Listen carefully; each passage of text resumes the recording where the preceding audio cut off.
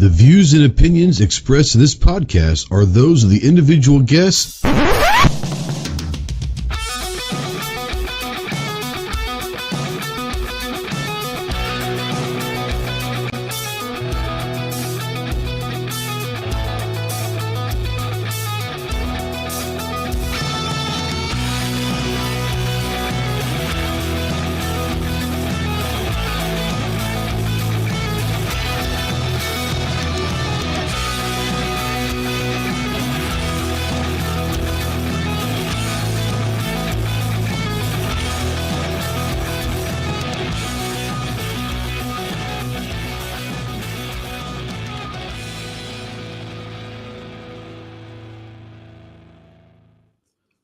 What is going on, my Ghost Squad? Welcome to the Armed Citizen Podcast Live. This is episode number 320.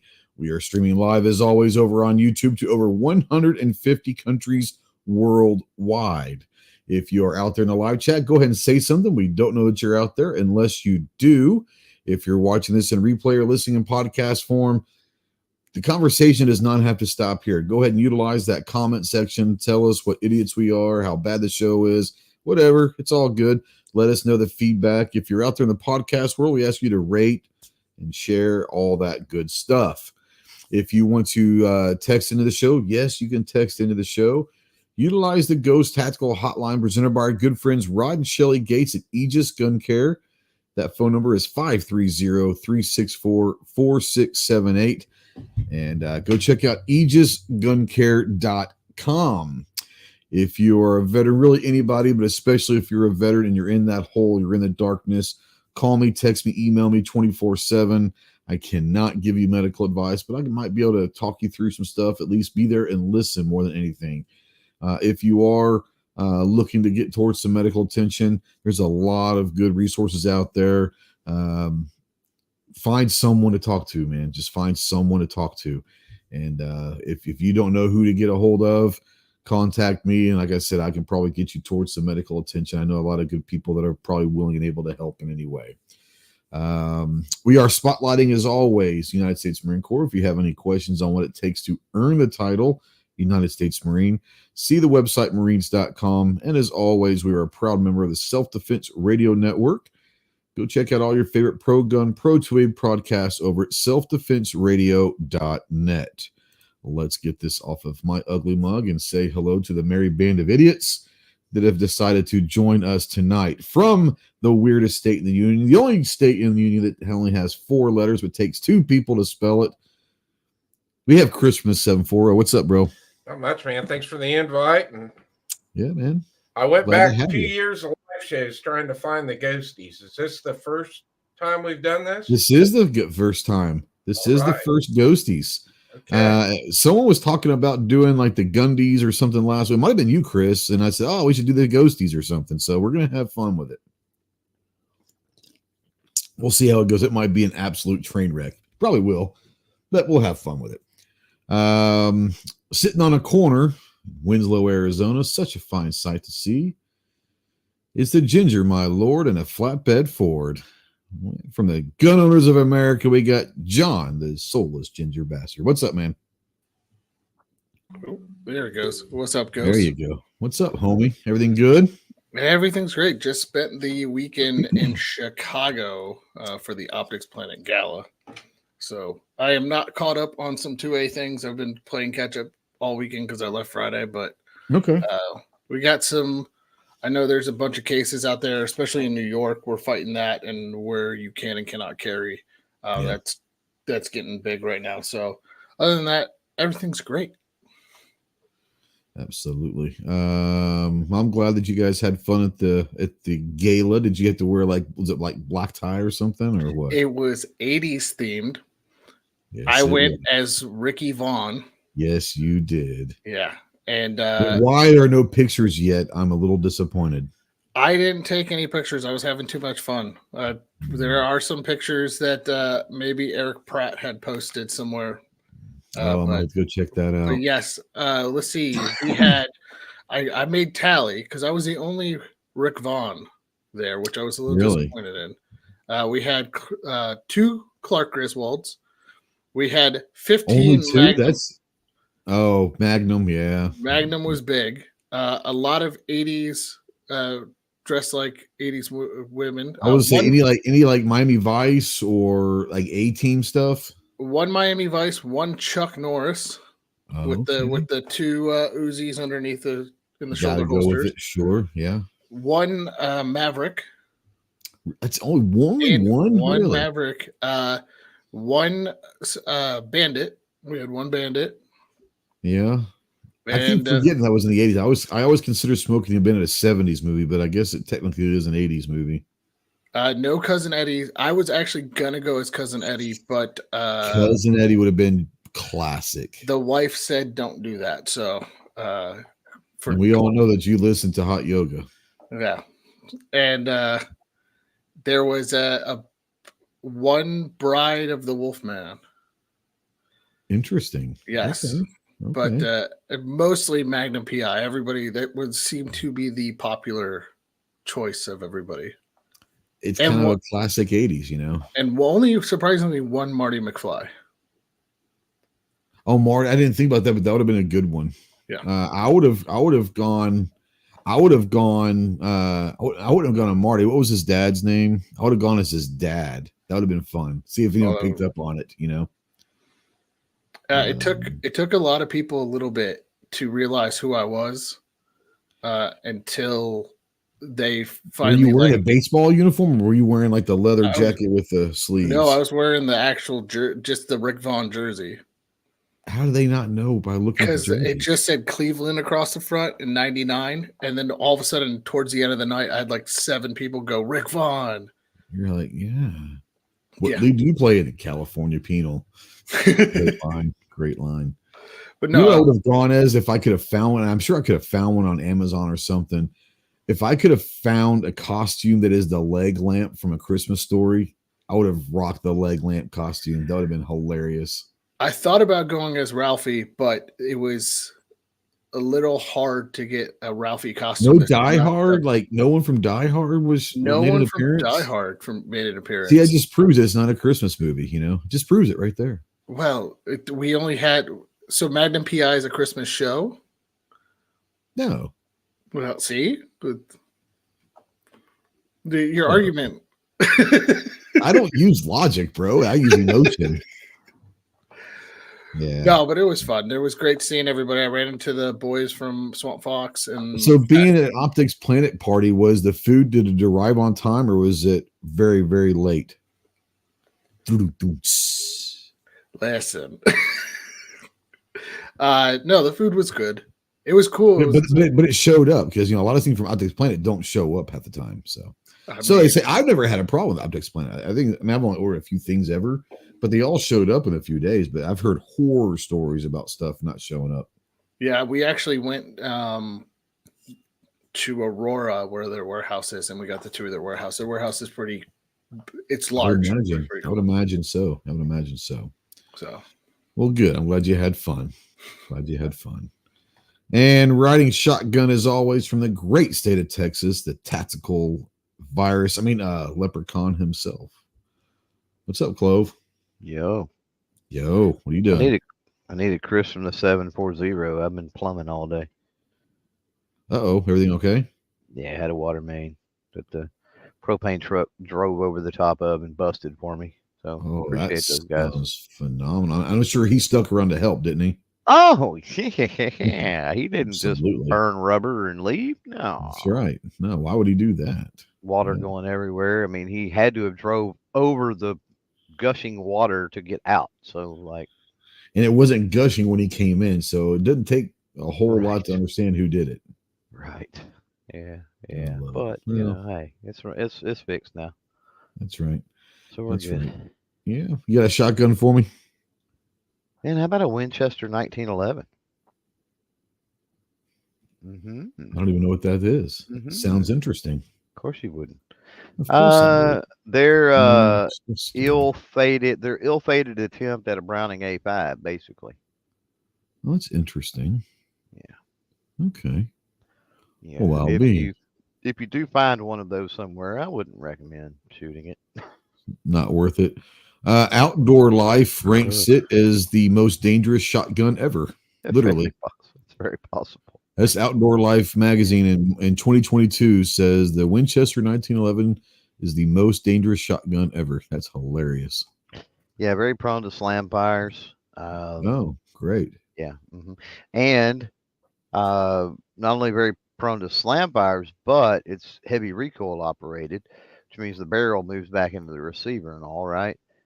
And a lot of people would go to unload them or clear malfunction or whatever, and they'd put the butt on the ground and basically jackhammer it, right? And you can imagine the results that when was it awesome. slam fired. So, yeah, cool if you find one, but again, I wouldn't recommend. Maybe strap it down and shoot it with a rope or a string, or just hang it on the wall and have a conversational piece. I have the most dangerous shotgun ever created. Right.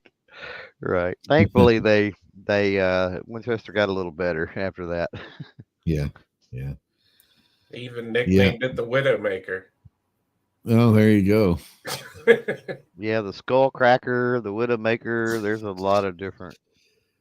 Yeah, Winchester's running from that, I'm sure. At this point, been bought and sold so many times. Modern Winchester probably didn't even know it exists. That's probably true too. Well, they may not. They may not want to admit that they know it exists. Everyone has a dark past and has skeletons in the closet. Apparently, this is Winchester's. One of the Winchester's skeletons. All right. We're going to do something here. We're really quick before we get out there. I want to say hello to all the channel members out there. And Gizzard Gary's out there. Chris from the 740's out there. Tactical Fud. What's up, Buck? Snobs out there. I'm trying to see if I'm missing any channel members. I don't think I am. If I miss you, I'm sorry. I'll see you. Say something and I'll do it again. If you're not, guys, if you're not a channel member, you don't have to, but we're inviting you to go ahead and click that join button if you'd like to get some behind the scenes, some sneak peeks. One of the videos that I'll be putting out here in the next few days is the new setup in the studio.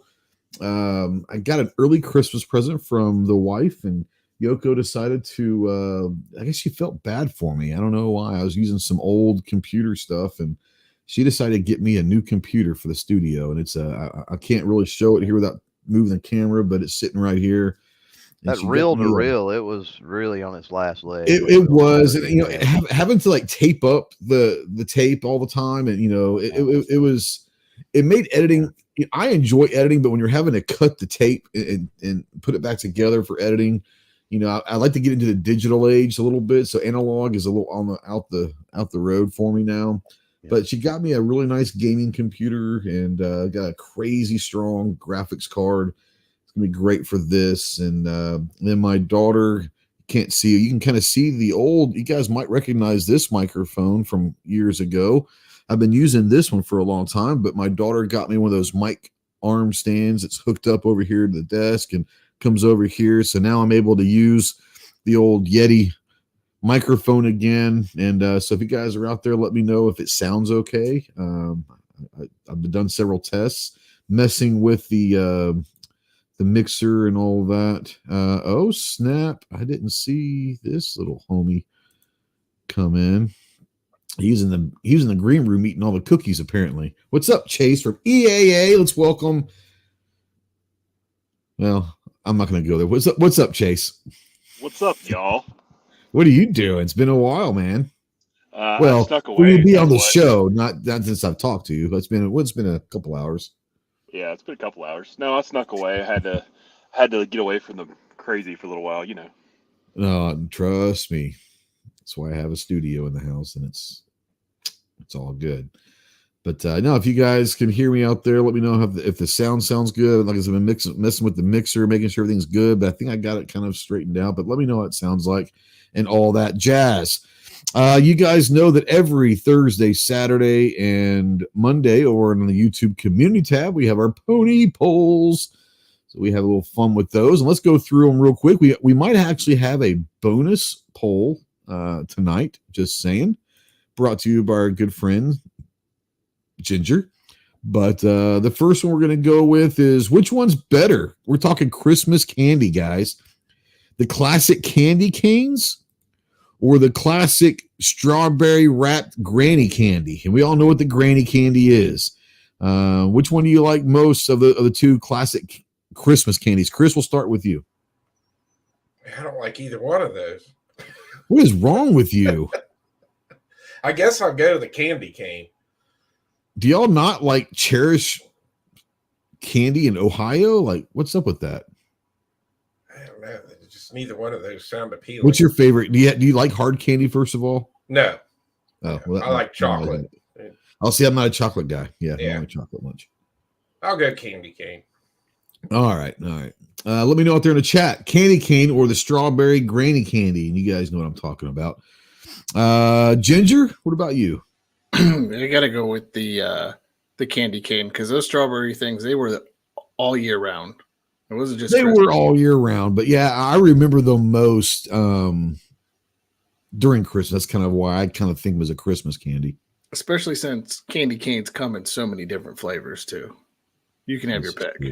This is true. I'm a peppermint traditionalist, but yeah, no, I hear you. And you know that the little candy Starburst peppermints, the round ones you get all over the place, they're the same damn thing, but for some reason, candy canes taste better to me than those little round ones. I don't know why. It's the same thing, but for me, it's what it is. Clover, candy canes or the granny candy? Candy cane. Yeah. Yeah. Candy cane. I know you're not a big hard candy guy. Anyways, you're more of a jelly bean guy. Yeah, I'd rather have jelly beans, but like you've seen my sack of candies I take. I have not seen your sack. Oh, okay, yes, I've seen that sack. Not lemon drops. Sack. Man, lemon drops. I got some of those strawberry things in there and some peppermints and some Starlight mint. The big lemon drops. I could go down on those. Mm-hmm. Yeah. So but yeah, peppermint. Are you a fan of the gay farmers? Well, or Jolly Ranchers, if you will. The Jolly old ranchers. Jolly Ranchers. I call them the gay farmers. They're much better if you drop them in some Smirnoff, but yeah. They are indeed. Yes. They will dissolve too, which is kind of. Yes, they will. Yes. So gay farmers, John, the Jolly Rancher is a rectangular kind of a cubed looking piece of candy that can have many flavors. You just talked about his sack and he talked about his sack. He said, "You see my sack."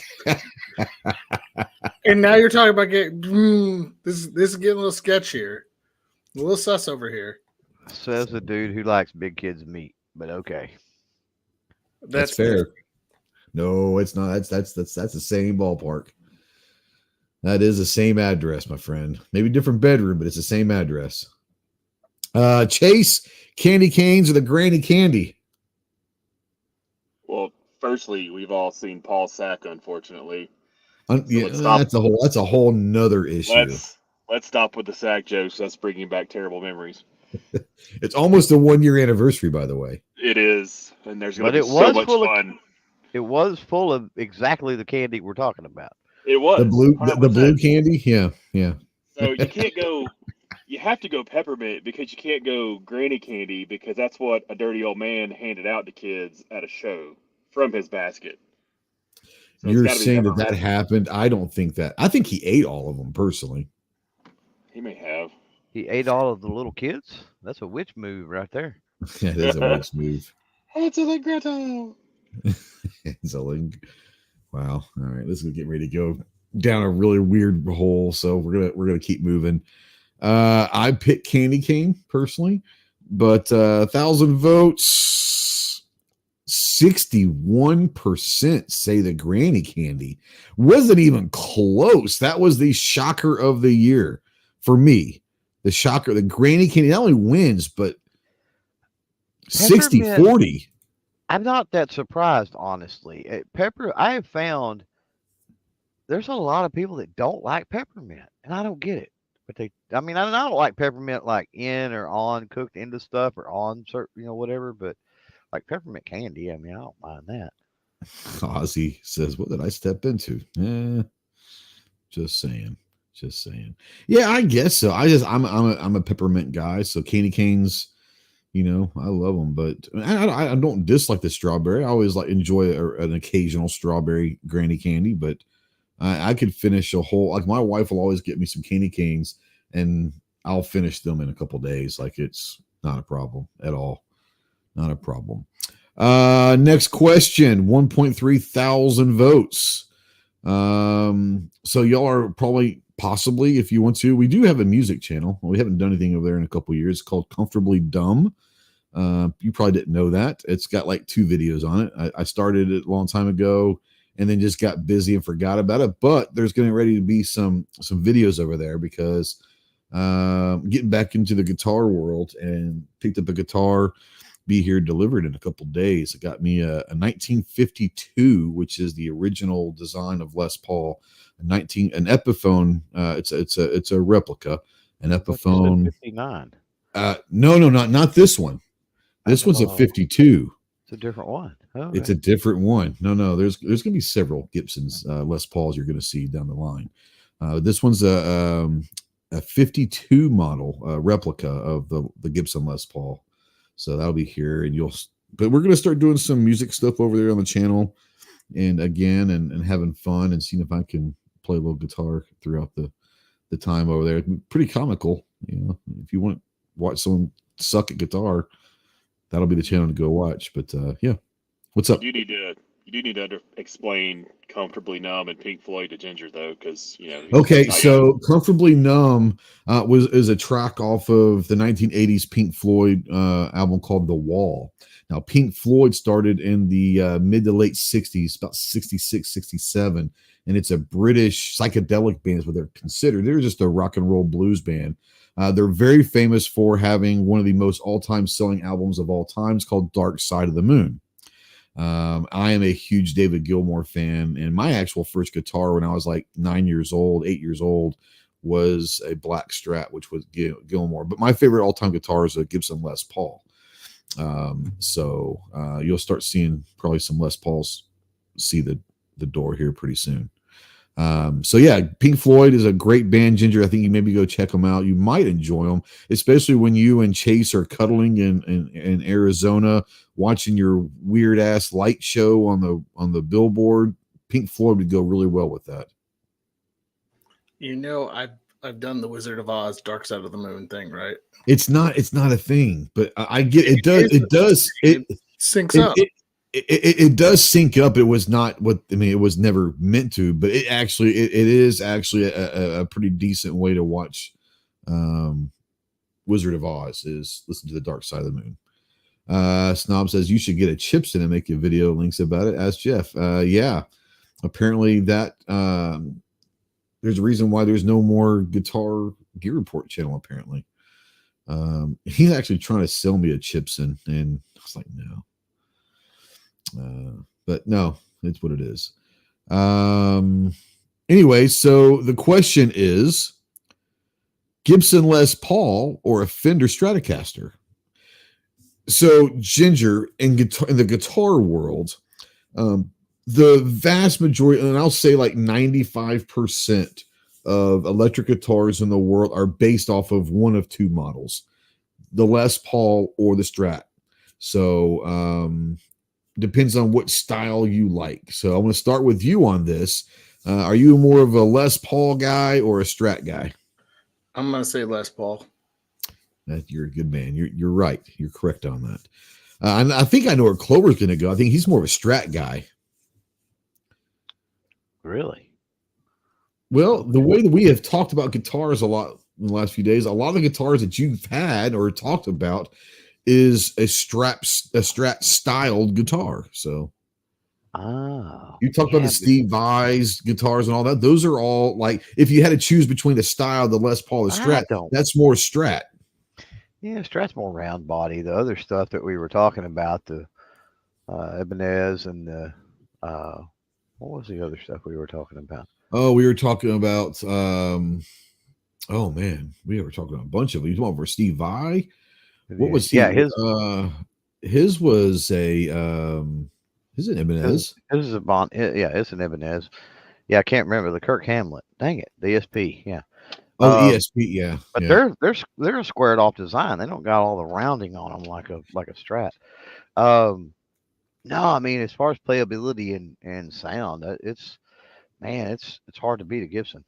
Really It is. It out is. of those Yeah. two. If you Right? like that fuller kind of, so You can like do a how lot I with try a to explain to Gibson. people is Les Paul's more of a fuller sound. It's rock and roll, southern rock, and all that. Now, if you're talking like '80s hair band stuff, that's more going to be like a Strat guitar that were famous back in the hair band days. But if you're talking just like pure rock and roll, southern rock, and all that, a lot of those are Les Pauls. But yeah, just trying to give people out there a little context that might not know anything about them.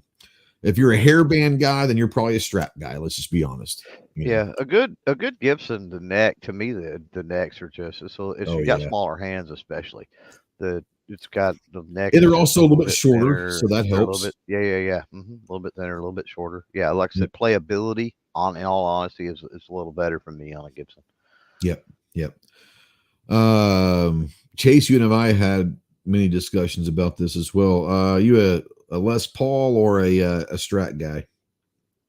Well, like you said, we've talked a little bit, and I've owned a few Fenders, several Gibsons. I mean, body style and playing style, I prefer Les Paul all day.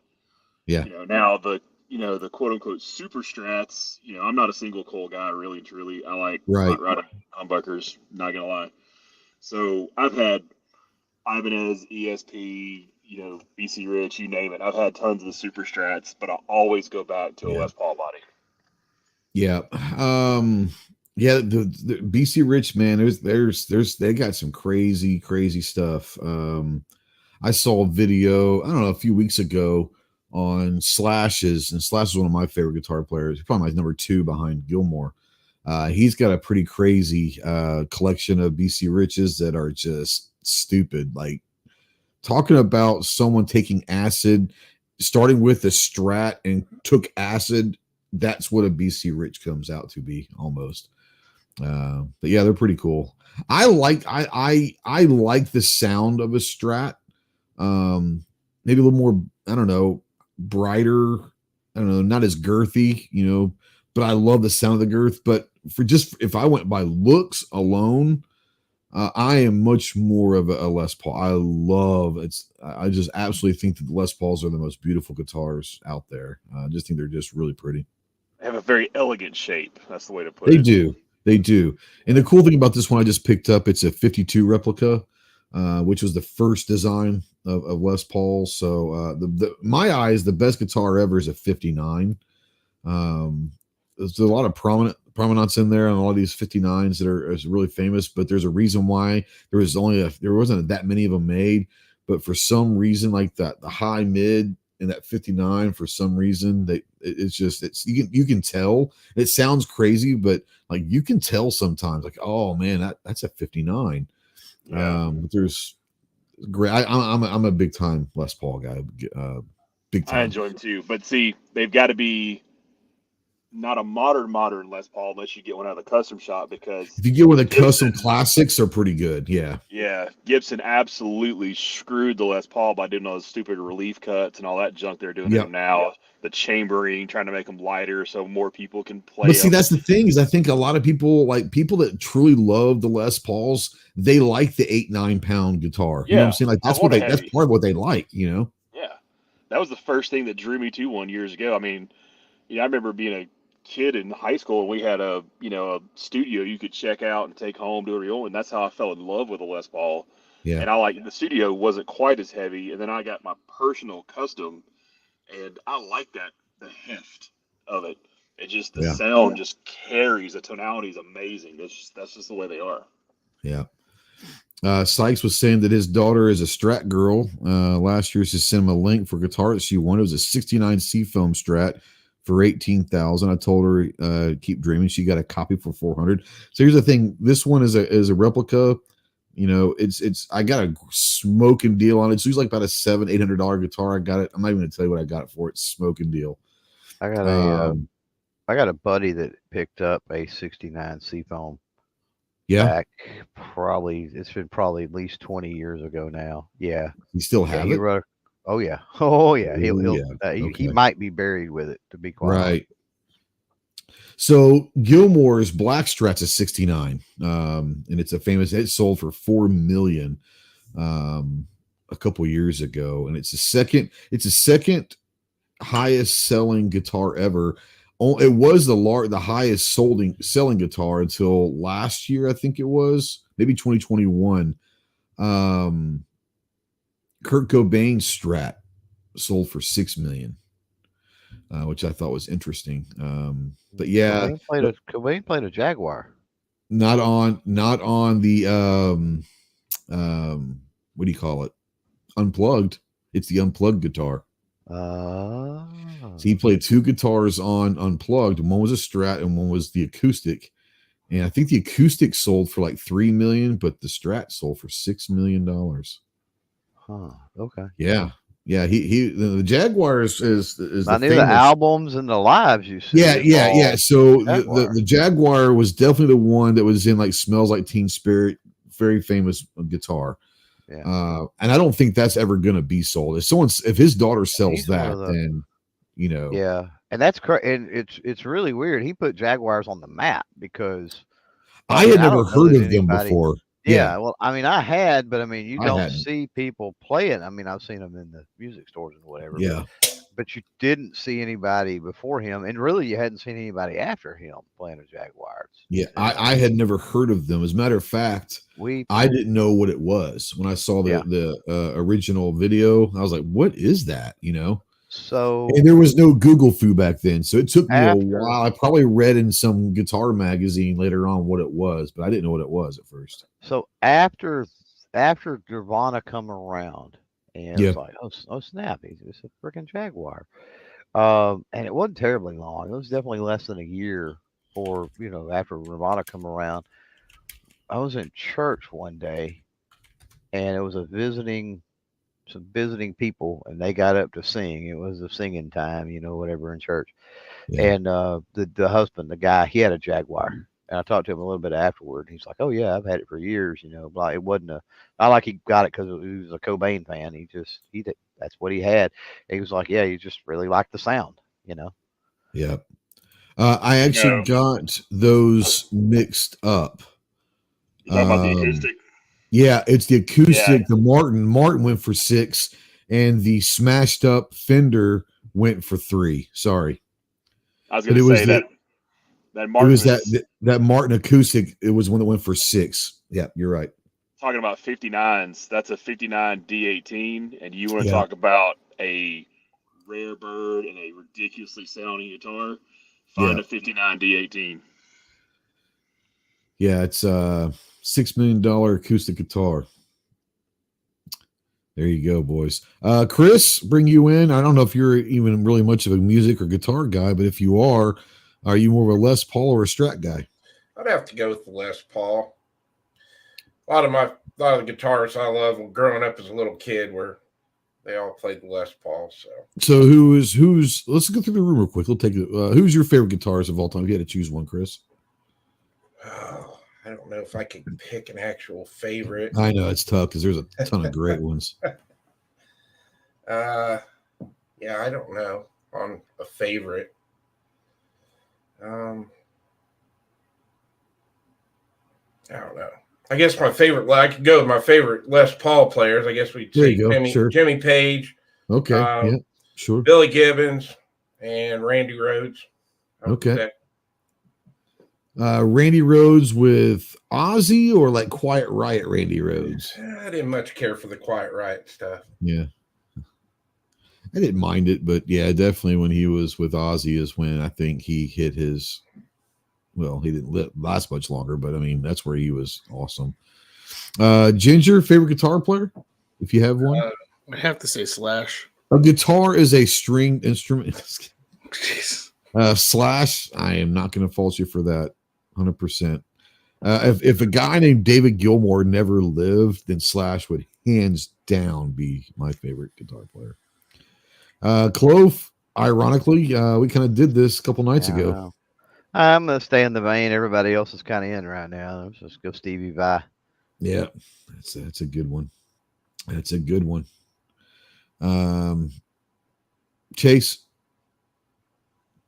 I mean, it's hard. I don't know if I really have a favorite because I like a lot of influential guitarists, a lot of styles, but I would say the guitars that had the most influence on me that I gravitate towards the most. It's Dom. I was a born in the wool, died in the wool Pantera fan, man. Oh, Nice. Washburn's man. That's solid. And you That's talk solid, about man. a groove all his own. Oh yeah. Yeah, there's a handful, and I'm talking like a literal handful. When you hear an opening riff, there's a handful you sit there and say, I know who that is within maybe 2 notes, you know who it is. And there's not many of them, but yeah, there's a handful of them out there for sure. Also hard to get that without a Washburn too.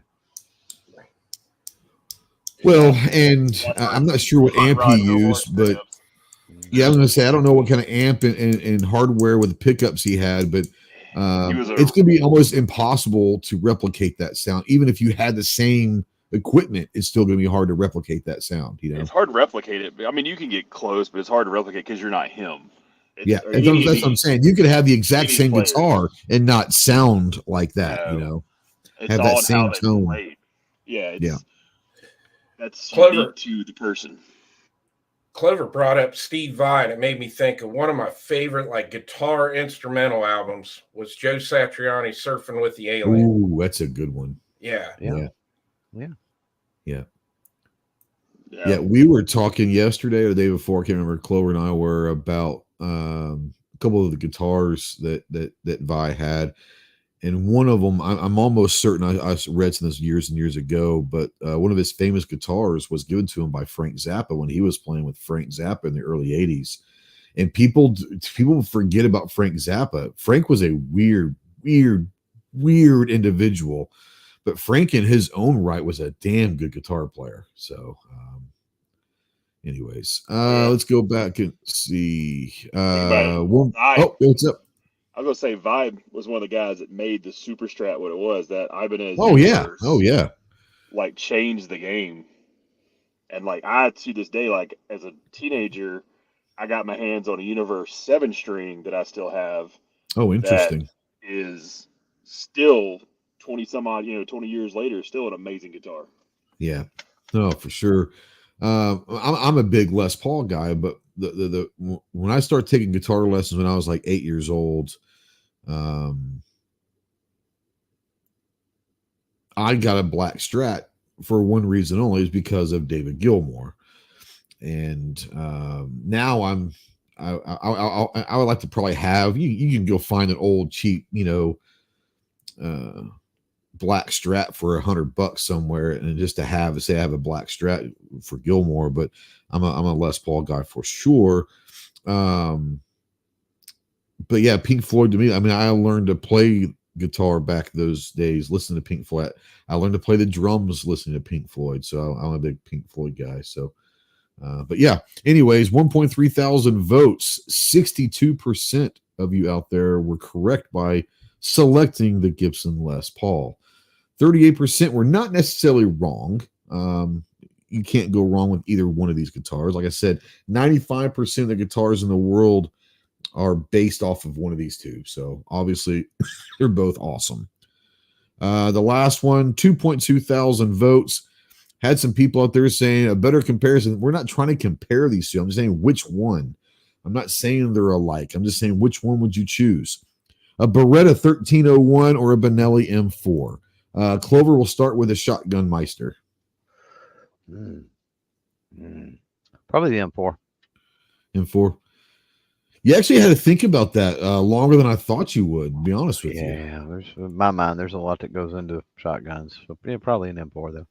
Okay. All right. Chase, M4 or 1301? From shooting both, 1301, honestly. Okay. That's fair. Lighter. It's lighter and it's faster. Argo system. See, I like a heavier shotgun. I know it sounds weird. I don't know. But yeah, no, I get it. Chris, 1301 or the M4? You know, I hate to say this. Honestly, I've never shot either one of those two shotguns. Oh, okay. But I guess I'd go with the M4 just because of, I guess, all the stuff I've watched on it and everything. But kind of iconic shotgun. But yeah, I've never actually shot either one of those. All right, so here's what's going to happen. Apparently, Clover is going to make YouTube history at SHOT Show Range Day this year. He swears to me that he's going to drag me to the shotgun section and have me shoot trap for the first time. Dude, that's the only section at SHOT Show Range Day where you can literally stand there and burn hundreds of rounds of and no one's ammo, going to bother nobody you. cares. Nobody cares. So what we're going to do, Chris, is when we go over there and I shoot trap for the very first time in my life ever with Clover, we're going to get you to go over there because I'm sure there's going to be an M4 over there somewhere, and I'm sure there's going to be a 1301 over there somewhere. So we're going to have you go and shoot both of those over the shotgun part of Range Day. How about that? I like it. Sounds Just so good. you can say at least you shot both of them, right? Yeah. There won't be, by the way.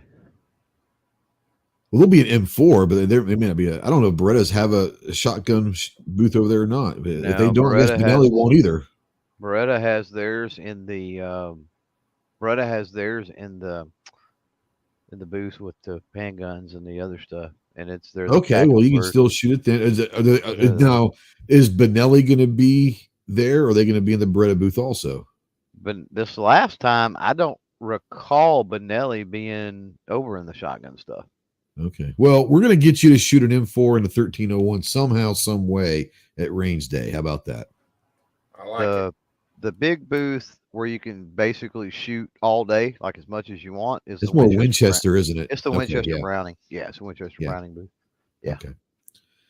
So yeah, I'm gonna go shoot trap for the first time ever, and people can laugh at me in a video. So yeah, we're gonna make that happen. Ginger, 1301 or the M4, bud? Well, Ghost, as you know, Beretta is just so innovative in taking over the world. They are taking over the world, but you know Beretta owns Benelli, right? So I'm going to have to go with the Benelli M4. Right. Right. What's up, YouTube? What's up, everybody? What's up, everybody? Doing good. Yeah. I'm doing good. We're doing good. We're all doing good. Doing good. Chase, stand by for the 27-minute intro. Hey, I'm doing good. Are you doing good? I'm all doing good. Hey, I'm with YouTube. That's still one of the funniest things ever. Damn, you're with YouTube? Just YouTube. Just YouTube. Were you going to say something earlier, Chase? I saw you unmute. I was going to. Now I just had a total brain fart when we took off that little trip. So, that happens around here. Full show. 2.2 thousand votes.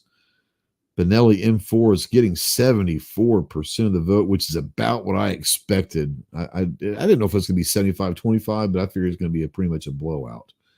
But the M4 is getting 74% of the vote. So 2.2 thousand votes. Guys, those are the pony polls for the week. Go check out our good friends over at AndersonManufacturing.com. We do have a bonus pony poll brought to you by our good friend Ginger in the desert. You want to go over this one? He's got it kind of under there, but I'll let you bring this and bring up this extra poll question. Well, the question is it the Beretta 92 or the Red Ryder the greatest gun of Christmas? They're both in Christmas movies. So you have to you're wanting to find out which one's the greatest Christmas movie gun of all time, the Beretta 92 or the Red Ryder BB gun? Yeah. So for me, I'm leaning towards the Red Ryder because Ralphie took out Black Bart with precision. He did take out Black Bart, and he almost took his eye out, not because of the Red Ryder as an icicle, but it was caused by the Red Ryder, because that's some seriously powerful BB gun that blew him back, and so. Oh yeah, yeah. Clove, what about you? Red Ryder or the 92? Oh, Red Ryder, absolutely. The compass in the stock, man. How can you go wrong with that? Chris, Red Ryder or the 92? Got to go with the Red Ryder. Yeah, there's only one answer. Let's just be honest, folks. Chase? As much as I absolutely hate that movie, the Red Ryder. Now, if we wanted to get real specific, and people are talking about the greatest Christmas movie of all time, There's only one right answer. I would have put the MP5 up against the Red Rider, and that could have been an interesting. HK94. Even though it wasn't technically an MP5, but it was being passed off. What would you say, Clove? It was an HK94. I said Yeah. HK94. Yes, but it was being passed off as an MP5. But yeah, Actually, it was just being passed off as a machine gun. you're right. They didn't ever say MP5, but Right. that's what they were wanting to pass as. So, yeah. There's only one answer. It's the Red Rider for sure. My quote says it right there. You'll shoot your eye out. So, yeah. Since we're just going all cavalier with it, what is your favorite Christmas movie? Again, there's only one right answer. No, there's not. Oh yeah. Didn't we do this before? Maybe Clover and I did. We talked about it. Yeah. One or another. Yeah. We've definitely done it before. Chris, favorite Christmas movie? Chase is gonna hate me, but I got a good Christmas story. Ginger? Die Hard, duh. Whatever. Such a Clover? ginger. Die Hard, of course. Chase. Christmas Vacation. Holy shit. That's the only right answer there is. It is the only. Christmas Story is a close second, but there is no answer besides Christmas Vacation. Absolutely. Yes. Not. I would definitely agree with you. It is a good movie. Shitter's full. Where's the die now? I wouldn't do that. She's got a lip fungus that hadn't been, or he's got a lip fungus that hadn't been identified yet. Well, that's The not great it. one was, you get kicked by a horse, your eyes go across. You get kicked by a mule, they pop right back in. Great movie. Yeah. So yeah, obviously the right answer is the Red Rider BB gun. It's the greatest gun of any. Is it technically a gun? It's the best. It's a gun. It might not be a firearm, but it's a gun. Original Grinch. Okay, original Grinch. I know that Clover has specific feelings about Grinch versus the original Grinch. Yeah, I prefer the Jim Carrey Grinch, and Yeah. but for me with the Grinch at Christmas time, get the book and read it.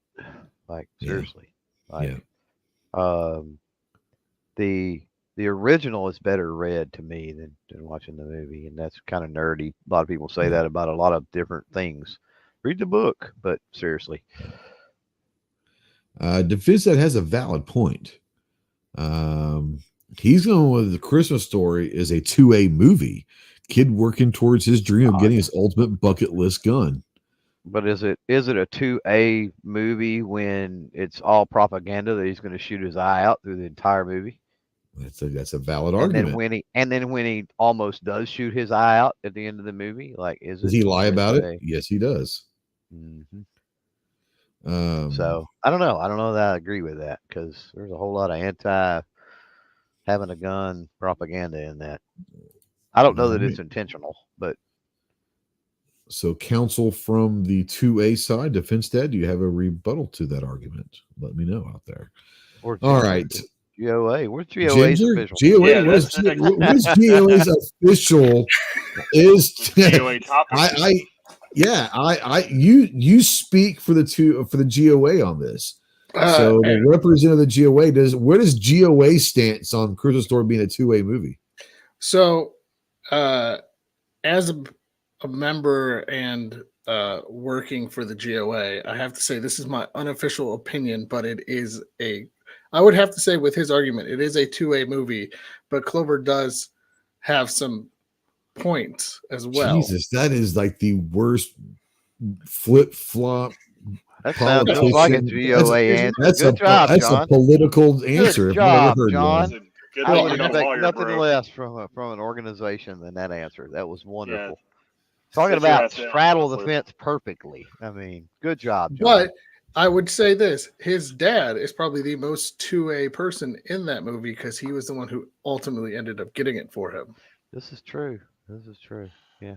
Fa ra ra ra Rah, ra. rah, rah, rah, rah, rah, rah, rah, Looking at it. rah. Looking at me.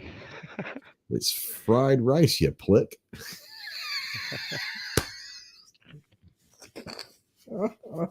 That hits home so hard. You guys have, well, some of you guys know exactly what I'm talking about, but that is fantastic. Oh yeah. Hold on, I'm coming. We're not going to go into that's an after chat story. That is an after chat story That will for derail sure. the whole thing. Oh, man. That's an after chat story. That's not going to be made public. All right. So last week we were talking about something. I don't remember if it was Chris or Ginger, but we were talking about something, and the Gundies came up, and I said, no, we should call it the Ghosties.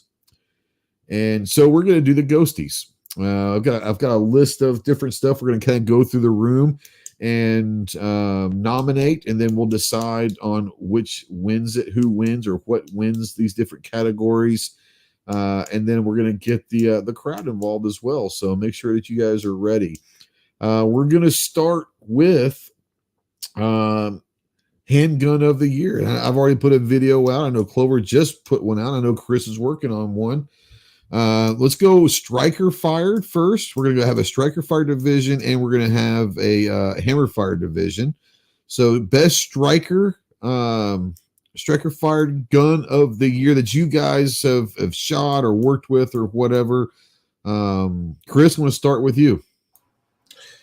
I'm going to have to go with the Kiger 9C Pro. Pretty solid. Ginger, striker fired gun of the year. This is a tough one, but I'm going to go with the Echelon. I really like the Echelon. Okay. Clove, striker fired first. Kiger. Nancy Pro, hands down. Yep. Chase, striker fired. That's a good question. I mean, I'm gonna be totally honest this year because of how this year has been. You've been a little busy. Yeah. I haven't had a chance to shoot a bunch of some of the newer striker fired guns like I would like to this year. But I will say, for the value, I was pretty impressed with the Kiger playing with it. Yeah. For me, it's hands down.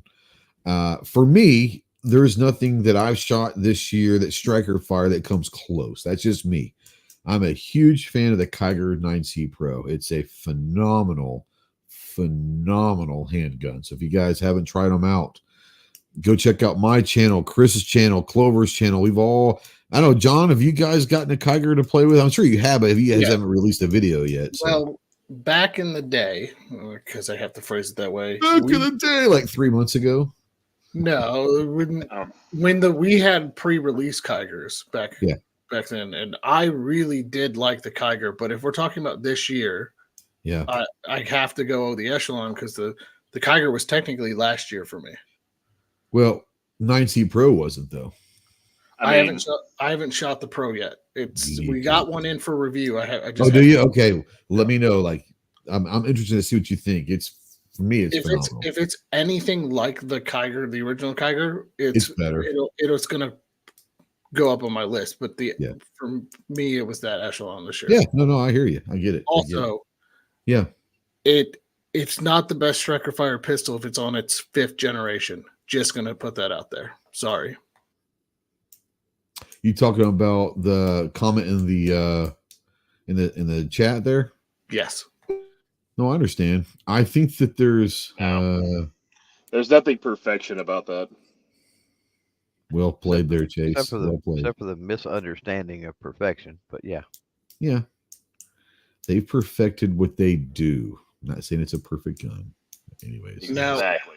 I think Rob will agree on that the Glock 17 is the greatest. Glock perfection, not Glock handgun perfection. All right. Yeah. Let's go hammer fired. Chase, do you even want me to ask you this? Because you've got several babies in this fight this year. I mean, do you have a favorite hammer fired? I've from the honestly Gerson lineup, I should say. I've shot several that were mine and others that I really enjoyed this year, but Yeah, brah, 2311, come on. I get it. Ginger, hammer fired. I'm with Chase on this one. The 2311 was one of the top ones this year. Yeah. Christopher. Well, I only bought one hammer fired gun this year, but I absolutely love it. I got to go with my MCP 35 Ops. Okay. I just love shooting that gun. You can't go wrong with a high power. Yeah, you're right. Nothing wrong with that one either. That was the lightweight and the 2311. That was a toss up between the two. Yeah, the lightweight's tough. Lightweight's pretty awesome. $1,000 double stack is hard to argue with there. It is. Clove. I think I know where It's you're tough. going. I mean, you've got to weed through all the Gersons, right? Like it's like. I'm going to throw one out there, and this is not, but I'm going to throw it out there because it's not going to be my pick, but it's worth mentioning because there's so many Gersons in the top tier, right? Yeah. It's the RX-02S. That sucker, man, quad. But yeah, at the end of the day, best hammer of 23. I will say this until the Kiger 9C Pro came, my favorite striker for at least in the last probably 5 years was the RX Delta X, and that is a phenomenal gun. The 02s is tough. It's and I'm sure, but the Delta X is a striker. I'm just saying that. But so yeah, I'm just saying it. And I'm just saying if phenomenal and that's products. Great. But that's good because there may be folks out there that somebody likes a hammer over a striker or vice versa, and they're both. Go check out Arcs, man, because they're doing some good stuff over at Arcs. But at the end of the day, is it a Witness 2311? Nope. No, it's not. So no, for me, it's as much as I love the high power lightweight. To me, it wasn't really close. The high power lightweight is almost a perfect gun. I mean, it's almost a perfect gun. About the only edge, I'm curious what you think. About the only edge, because I had to put a lot of thought with the video that dropped today and everything. Yeah. And about the only edge that I could see with the high power lightweight, I think it felt a little better in the hand than a 2311. That's because of the double stack, and I don't have the biggest hands. So I think it felt a little better, but and it's a beautiful thing, but so is the 2311. So they both feel like great. Those are a wash. I enjoy the feel of the 2311. Trigger's a little better on the 2311. It is. I like the way the optic cut and everything else is a little bit better on the 2311. The way the optic sits and everything, the styling, the weight distribution. Yeah. I enjoy the feel of the 2311, the Witness, a little bit more than the high power. I don't know why. Maybe it's the design. I don't know. There's something about that extended beaver tail. About it. Maybe that's it. The way the grips cut for me mag Well, I'm talking about in the high power for me because I think it feels better in the hand than me. I think the 2311. That's just me though. That's just me. Yeah, no, I hear you. They're so close. Like I said, there's not much wrong with the 2311. There's not much wrong with the high power either. That's like trying to pick your favorite child. It is. God. I have very limited experience with the dagger, and there's a reason why. The first time I shot the dagger, I was not impressed, so I haven't really gone back. I think I've had one mag of the dagger, and I just didn't like it, and I haven't shot it again. Now that said, a lot of people do like them. For some reason, it just does. It didn't fit me. I don't know. What do you guys think about the dagger? A lot of people are mentioning the dagger out there. Yeah, I'm not a fan. I actually like the dagger, but I'm trying to get one of the new micro daggers to try that out. That just came out. Yeah. One for me that, and we were there for the release and range day back in the day and everything else, and it's popular as all get out. It's the 365, right? Yeah. And they've had multiple versions over the years now and everything else, and that was a horrible experience with that. I hated that thing when it first came out, and I've played with multiple versions and everything else, and I still Yeah. hate the 365. I don't can't hate stand it. It just doesn't. It just I doesn't. just, yeah, It hate may doesn't. be strong, but I can't stand Yeah. it. I do not think it's very good. I'm not a fan. I think it's a Yeah. phenomenal gun. It's just not for me. It's just Yeah, not for maybe me. that's more like, yeah. Definitely not for me. Yeah. I'm sitting here with one pointed at my junk right now. I know you are. Yes. Yeah, I you are. figured. Well, yeah, But Sig I mean, fanboy. But Sig probably doesn't disrespect Chase, so it makes a big this is true. This is true. Yeah. well, Wow. it helps when you're Wow. in that club. It does help. Yes, it does. And it helps that you don't just like linger and creep either. So true. This is true. when Chase walks in the room, everybody knows Chase walked into the room, whether you want to or not. Everyone knows. You It's gotta his make room at that point. You got to make a sparkly entrance. That's all I gotta say. You do. So that was almost unanimous on the 2311 then, right? I think so. Except for Chris, and Chris hadn't shot the 2311, so and he picked the high power, which is okay. I can handle that. I'm okay with that. But the 2311 is going to get it.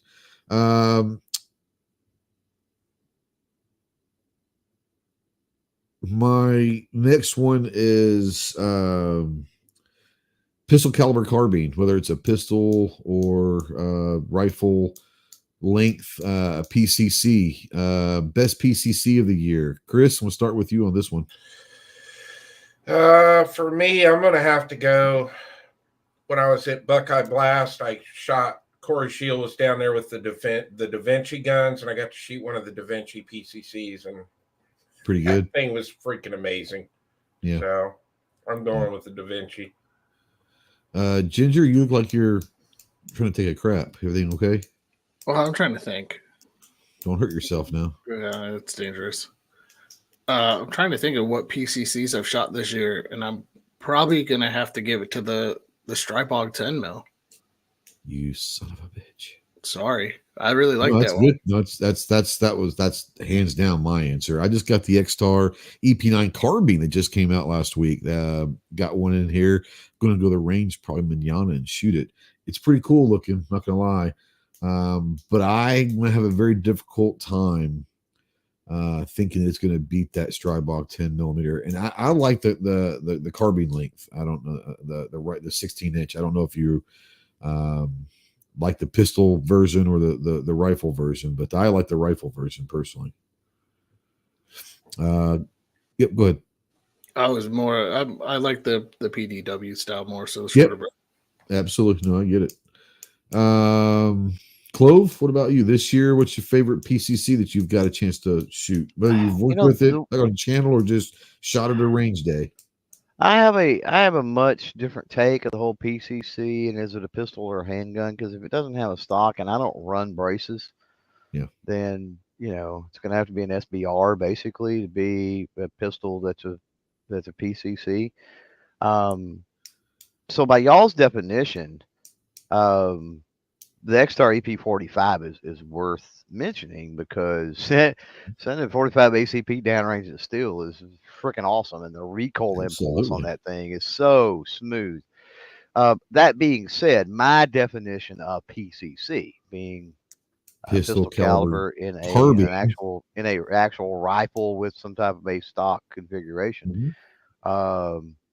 The Anderson AM9, that thing is that 9mm in that AR platform with the 16-inch barrel, like it don't move. It's like shooting 22, but it hits harder than 22, and it's awesome. Yeah.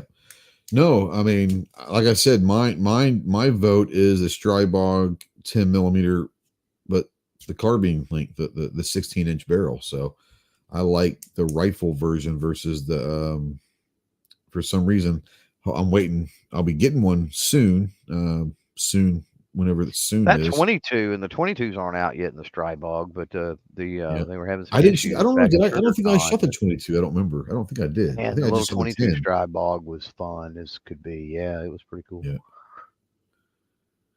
Now Sykes says, I know I'll catch shit for this, but the high point 10mm carbine with the bullpup conversion kit. Look, here's the thing. I'll talk shit about about High Point to a certain extent. I do respect what High Point does. Now, when you start talking about carbines, the carbines are legit. Like the High Point carbines in any caliber are legit. So you'll never hear me talk smack about a High Point carbine. They're phenomenal. Yeah. Phenomenal. Matter of fact, when I do get a Strybog, I think I might have to pull the High Point 10mm carbine out and do a little comparison. I haven't brought that out in years. But no, you'll never hear me talk about anything bad about High Point carbines. I think they're absolute legit.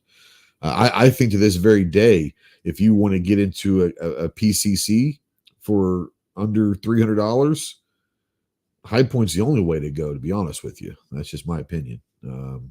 Chase, PCCs, have you had a chance to play any this year? The two that I liked this year, obviously everybody's already said the Strybog 10's pretty slick little rig, and I hate it. I really do, because I don't remember the name of the company. But the guys that were set up next to us on the right at SugarCon, they had the 9mm and the 45, and that 45 was running like crazy. Oh, that was Radical. Yes. Radical Defense. Yeah, that was Radical. Yeah, that 45 was pretty badass. Yeah, they had the 45 running full auto. That was pretty sweet. Yeah, you're right. That was a fun play toy. Other than all the splashback we were getting from those fantastic targets, but the steel targets at SugarCon were amazing. Yeah. Amazing. Wish.com did a fantastic job on those. They did. Brought to you. Yeah. I hope they at least go to Amazon next year and not Wish.com. Maybe AliExpress would have better steel. I don't know. I'm sure Bezos can find them some better plates. Come on. You would think. What's up, James? I'm gonna throw out an honorable mention because I forgot to mention. Yeah, man. The Matador Mat 9. It's good. I really like that one too. No, there's a lot of great stuff coming out. And we've all been fairly blessed in our lives to be able to shoot some stuff that others probably aren't going to get to shoot, at least at range days and stuff like that. There's a lot of good stuff out there, but for me, the only thing that really truly sticks out is the Strybog. Now, I have not, to this day, I have not yet to shoot the AM9 from Anderson. And to hear Clover talk about it so passionately, which is kind of odd when you're hearing Clover talking passionately about a PCC and 9mm, he's pretty high on it. So I'm looking forward to maybe get my hands on one of those one day. But the Strybog 10mm for me, it was hands down. It was the only one that really stuck out this year for sure. So we're going to give it the Strybog. 10mm is going to win that ghosty. AR, just regular AR. We're going to say AR-15, doesn't necessarily have to be 5.56, be 300 blackout or whatever. An AR-15 platform, not an AR-10, an AR-15 platform rifle. Chase, have you been able to shoot many ARs this year of the newer stuff? Not really into newer stuff. I will say the one that got my attention this year, and he's not even here for me to mess with him about it, but because I have a love for dissipators in my heart, the Anderson Dissy is where it's at for me. There's a good chance that makes an appearance later on in this panel. So I'm just saying. Chris, AR-15 platform. Give me pistol or rifle, just the AR platform. Man, I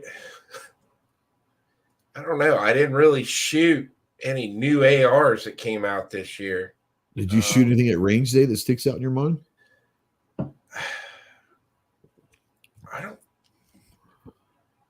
Not really. Not really? Nothing that just kind of. Do you have one that you're maybe looking forward to maybe shoot this year at range day? I want to shoot the Dissy. I haven't got to shoot it yet, so that's fair.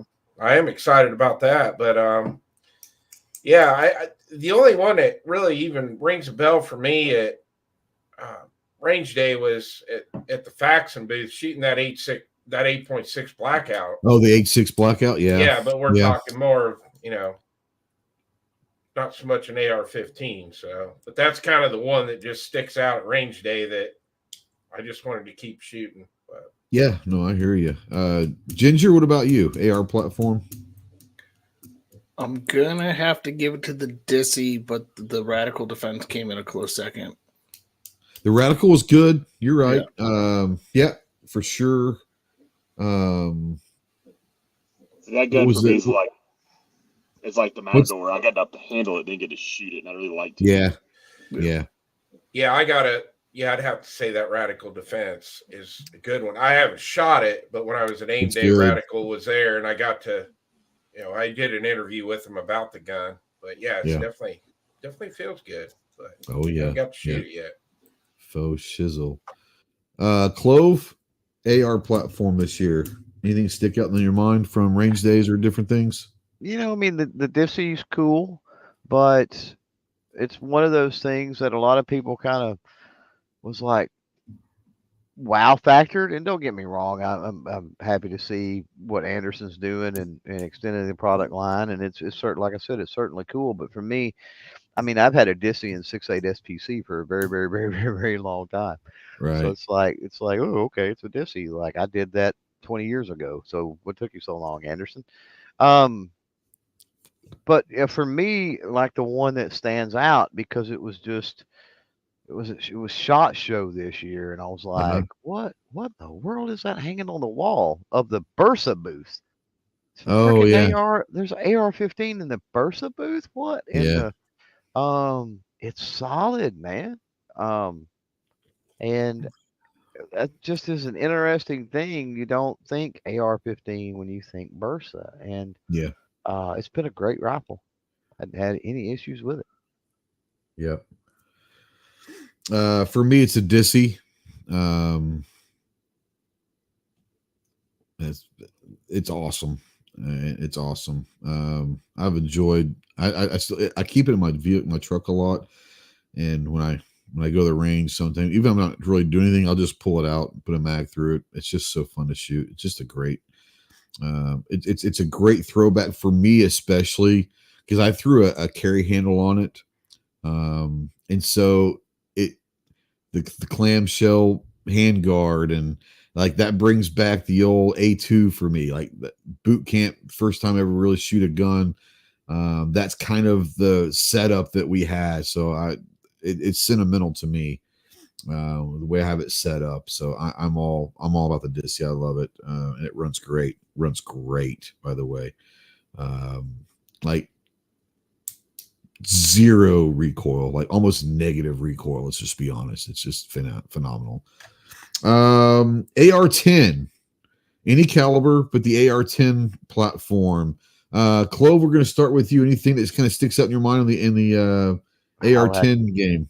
I like to pass on an AR-10. Not a fan. Okay. I'm not attracted to them. I don't hardly look at them. I don't pull triggers on them. Okay. All right. Chase, anything that stands out that you've seen or anything in the AR-10 platform? Honestly, this year, not particularly, though I did see something yesterday or the day before that caught my attention. There's a company bringing out an AR-10 that runs HKG3, HK91 mags. Interesting. And I'm like, you have my attention. That's interesting. It's different, but those things are, for the guys that had the HKs and the set Bs and all that stuff and the mags that were everywhere and cheap for so long. Yeah. That's a cool alternative if you got one that functions. Yeah. Consistently, yeah. Yeah. Chris, anything on the AR-10 side of things? Now we hit the category. The fact an 8.6 blackout. That thing was amazing at range day. Yeah. Yeah, it was pretty good. Ginger? I'm with Clover. I'm going to have to pass. I can't even think of one that I shot that stands out.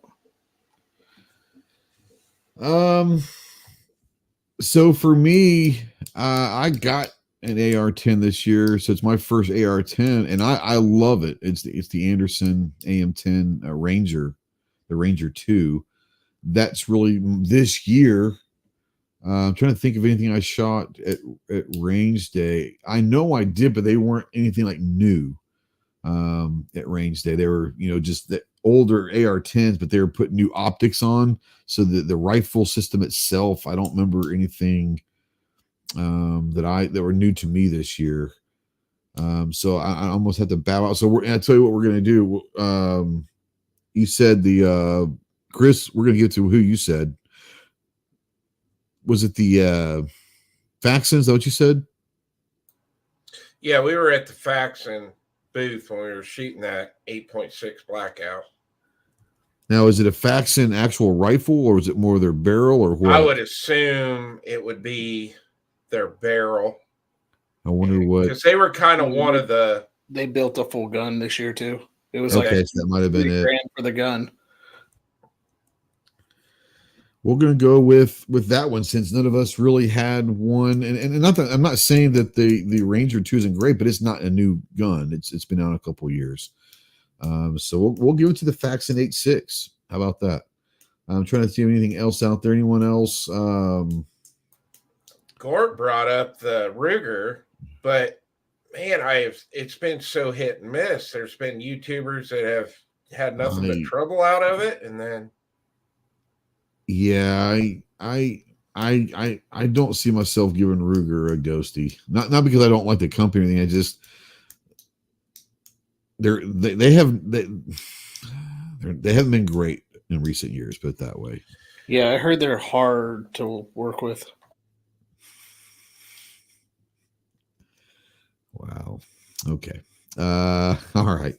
We're gonna go bolt action. Bolt action. I don't care what caliber. Bolt action rifles.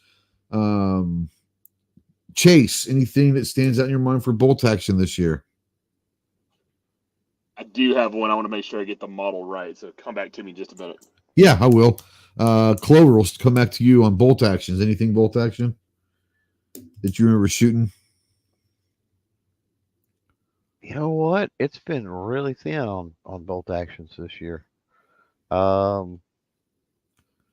know one that I can't wait to shoot, but I haven't been able to shoot it yet.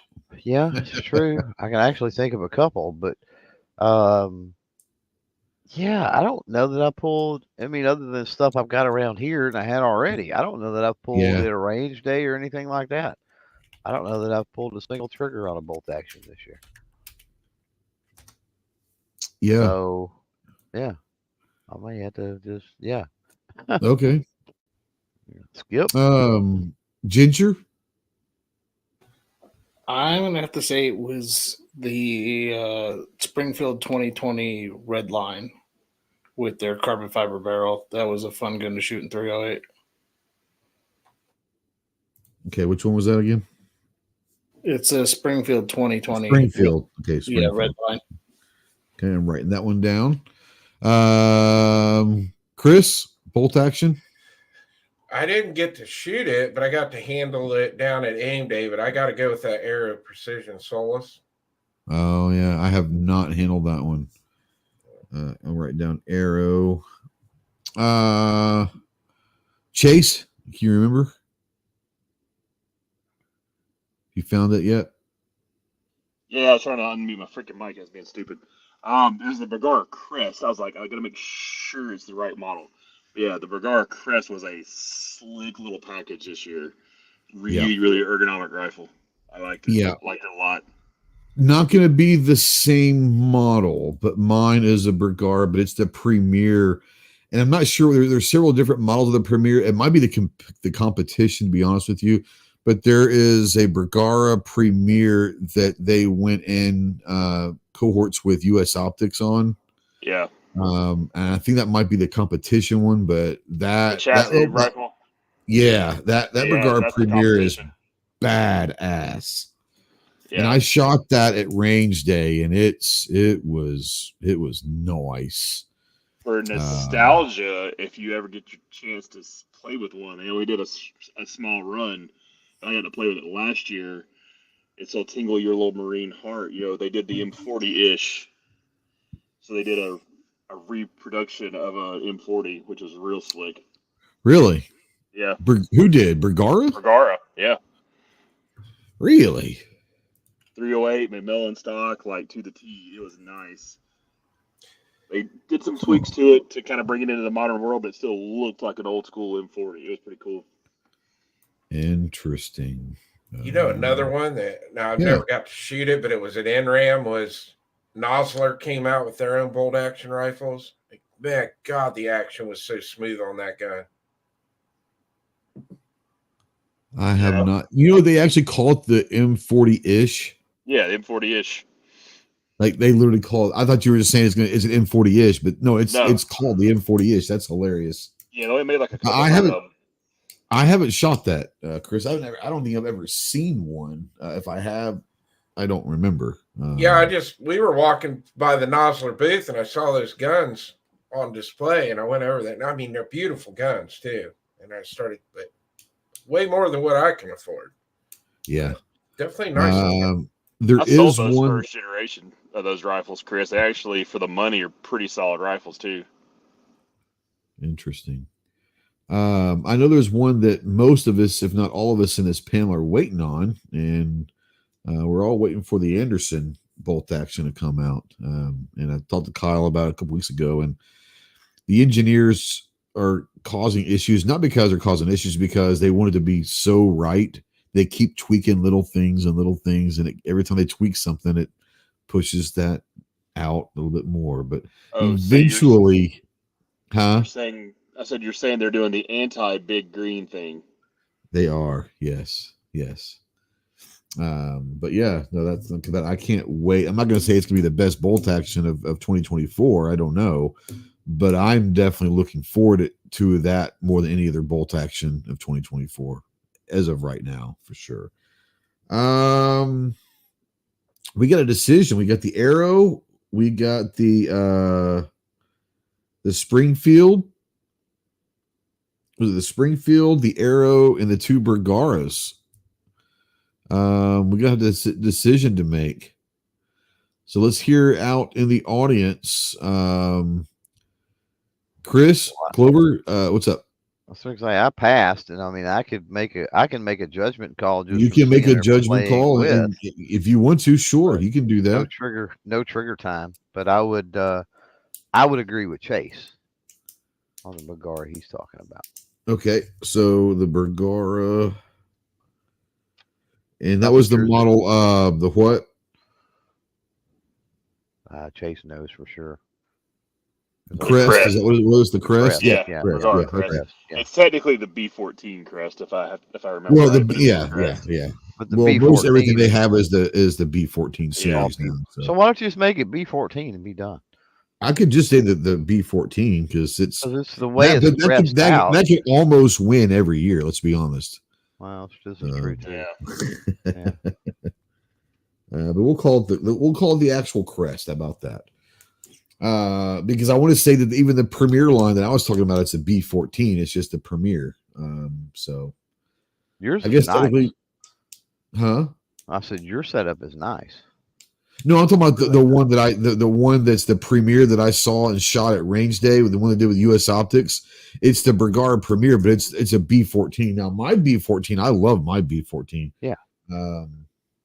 But yeah, no, they're great. Shit, you can't go wrong with a Bergara. I'm just saying, you can't. No, they're new stuff this year, especially. They're really going hard after Christensen. Yeah, and they came in a lot with the carbon fiber barrels, which kind of surprised me being Bergara, because Bergara is widely regarded as one of the best barrel makers to begin with. But they kind of they brought out some carbon barrels this year that, man, tell you what, pretty sweet.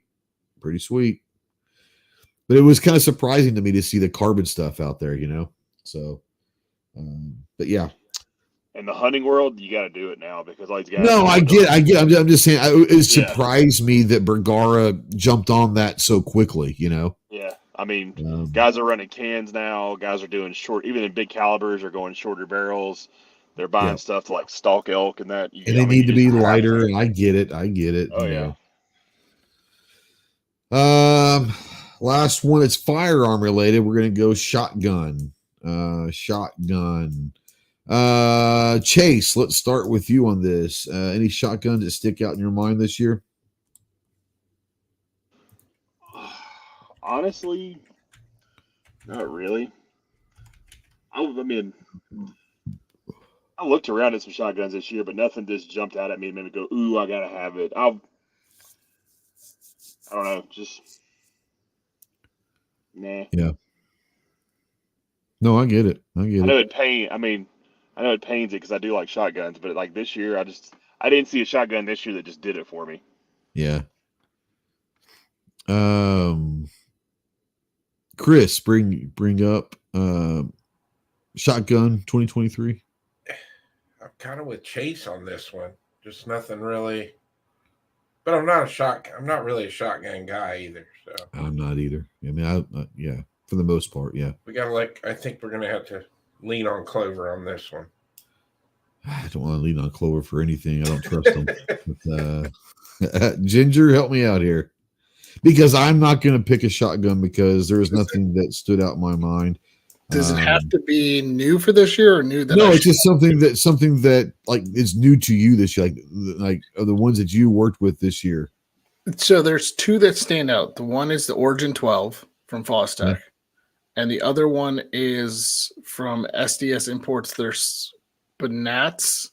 They're over under guns. Those were very well built. There you go. Clover, bring it home.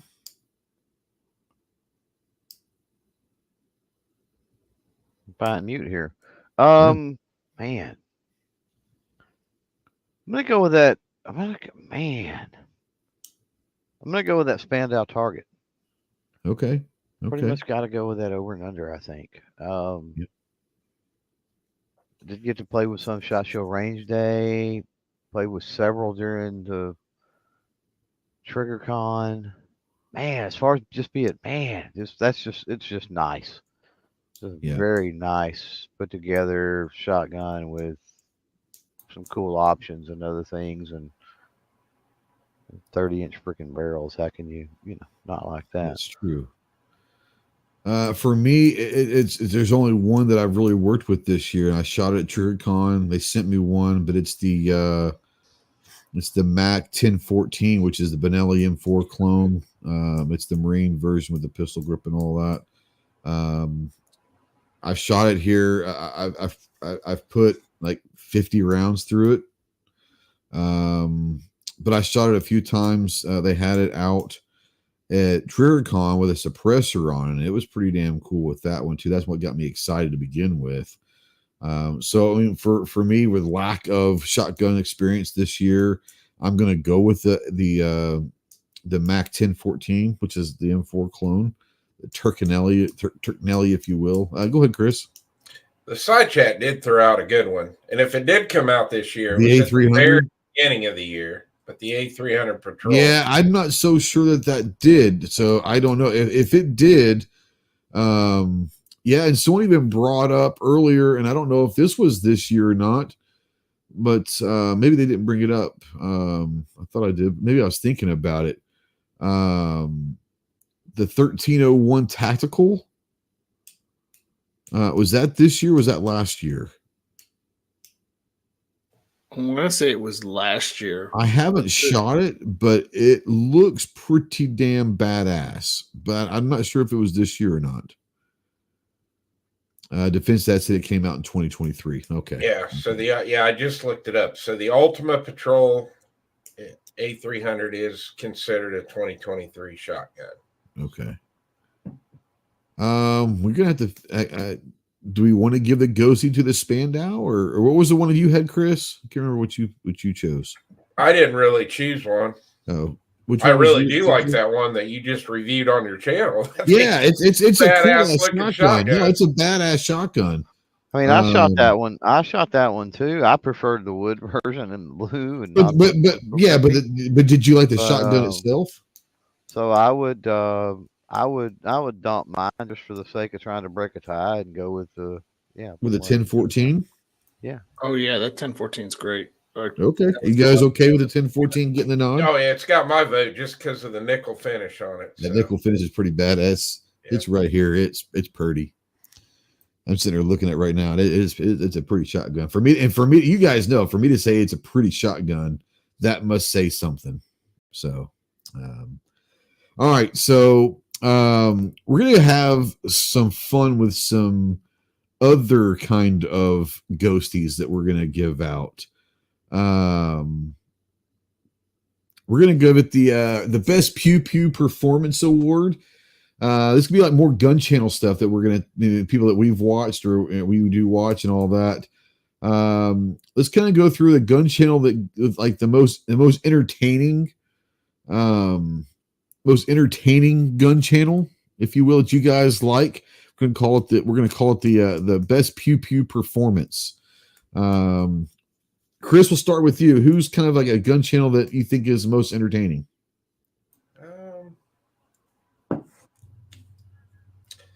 Man,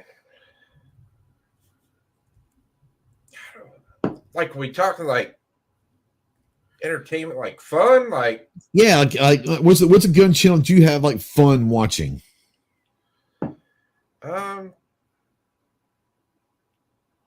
May not necessarily be the most educational or anything like that, but you have fun watching them.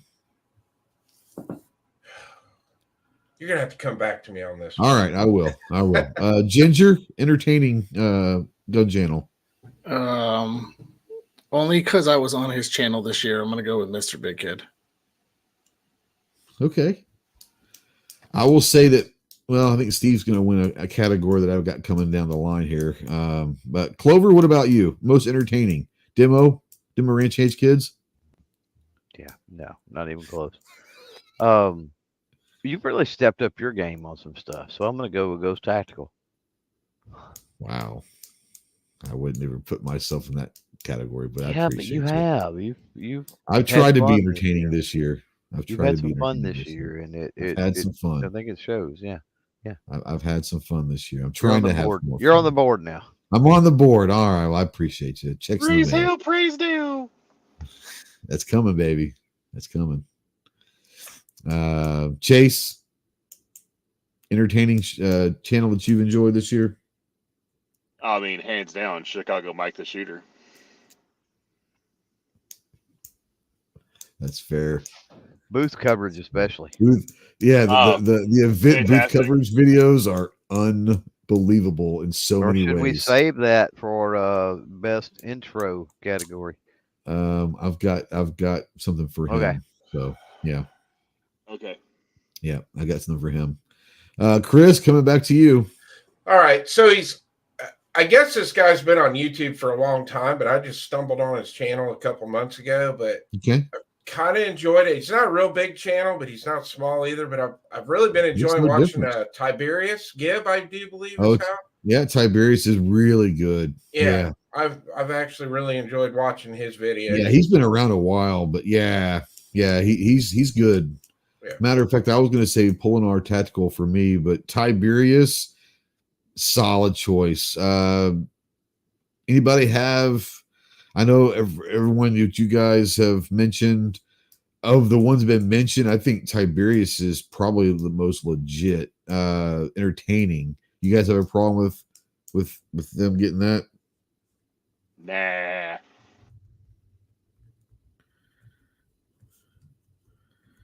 I didn't think about that, but now that you said that, Chris, yeah, that's a good one. That's a good one.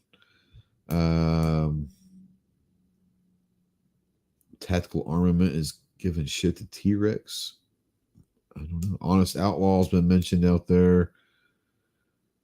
Defense Dad said Gary gets his vote. Love Gary. Maybe not the category that I'd put him under, but love Gary. Gary on a Saturday night gets my vote. Tundra could have been a decent choice out there. These guys do a good job. The Bulletproof Banter Award goes to the channel with the wittiest and most engaging discussions about gun-related topics. This is going to be more of live streams, but I mean, obviously having fun, but actually having like legit conversations. This is gonna be for me. It's like the live stream / podcast world. Favorite one. We'll start with Ginger on this one. Favorite kind of podcast versus / live stream? I can't nominate myself, so I'm gonna go with the We Like Shooting boys. That's I watch solid. them almost every solid. every Monday. Solid. Yeah. Clover. Yeah, I'll go with We Like Shooting. I'll do that. Yeah. Chase. I mean, since Chicago Mike doesn't have a category here, it's unfortunate. And while I do enjoy We Like Shooting, that is a pretty legit one. I'll say I've been enjoying the State of the Second stuff from GOA. It is good. I mean, I can't believe I'm being nice to Ginger on this, but no, they've done a great job. That's been. By the way, they have been nominated for a Gundy, not quite as special as a Ghostie. So go over to Gundys.com. Is that what it is? Gundys.com. Yeah. Gundys.com. Go vote for State of the Second podcast for podcast of the year. G Undies. The G Undies, baby. It is a legit one, and it's sad to say, but it can't be that good because they had both of us on, Chase, so that it can't be that good. That's a true story. I mean, Ginger hosted, for God's sakes. Well, he's like color commentary. He doesn't host anything. True that. Christopher, it is. It's a good one. It's a good one for sure. Christopher, I'm gonna go totally different here. We're gonna blow Clover's head here, but I'm gonna have to go with G Webs and Clover's show they're doing on Tuesdays with the media thing. It's been a big help to a lot of us newer YouTube people. It was great until about a month ago. It was great until about a month ago. Notice I ain't been back. Yeah. No, it is a good one. It is a good one. For me, it's We Like Shooting. They have fun. They do talk like serious stuff. Thin Line out there has been mentioned. I love the Thin Line guys. Oh shit.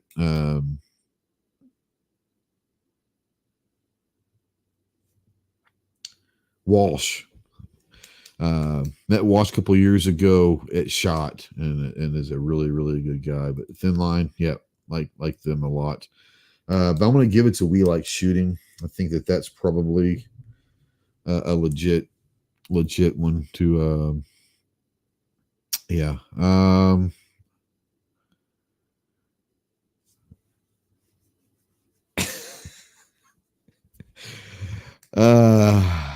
The Reloaded Rookie, celebrating the best newcomer or rising star in the YouTube gun community. Ginger, what was that? You seem to all go together. So what was that? Oh, sorry. It's called the Reloaded Rookie. This one's going to go to celebrating the best newcomer or rising star in the YouTube gun community. Oh, that's a tough one. It is a tough one. There's a lot of good ones out there. I want to say I don't know if he's technically in the YouTube gun community, but I've been watching his stuff and enjoy it. His name is Tuco the Rat. You mentioned him last week or something. Doing a lot of cool like single action fast fire. So that's gun community and that's gun content. You know, he's showcasing and highlighting firearms. So I would definitely take that. Tuco. Clove. I'm on mute. Yeah. What? Who's your vote? What was the category?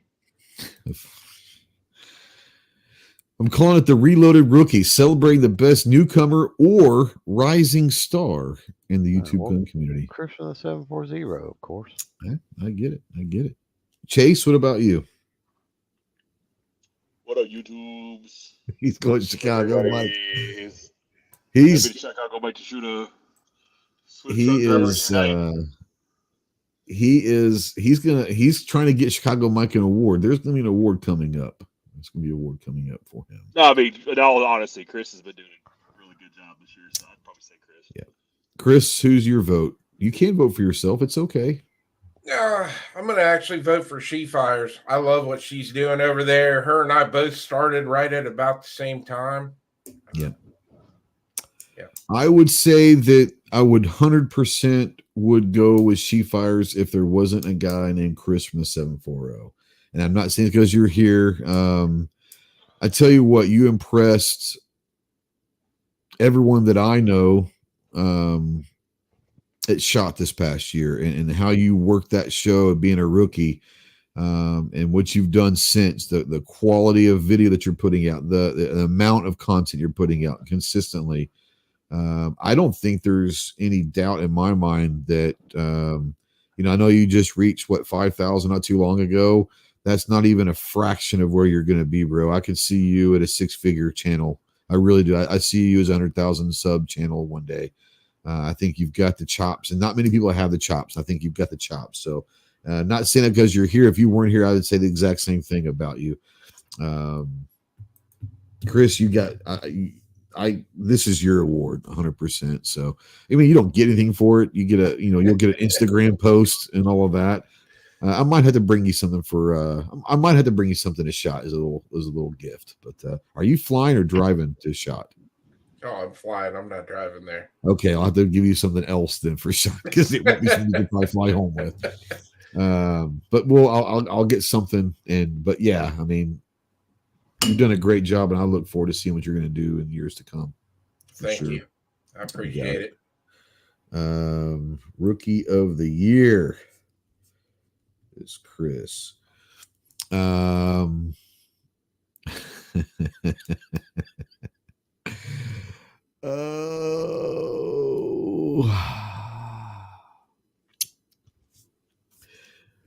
right. We know who this is going to go to. It is what it is, but we're gonna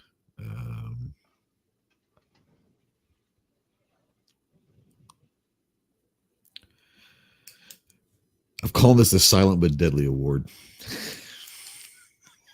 For that person that moves through events and industry shows with the ease of a ghost, if you will. He moves in and out. You almost don't even notice he's there, and then he's there all of a sudden.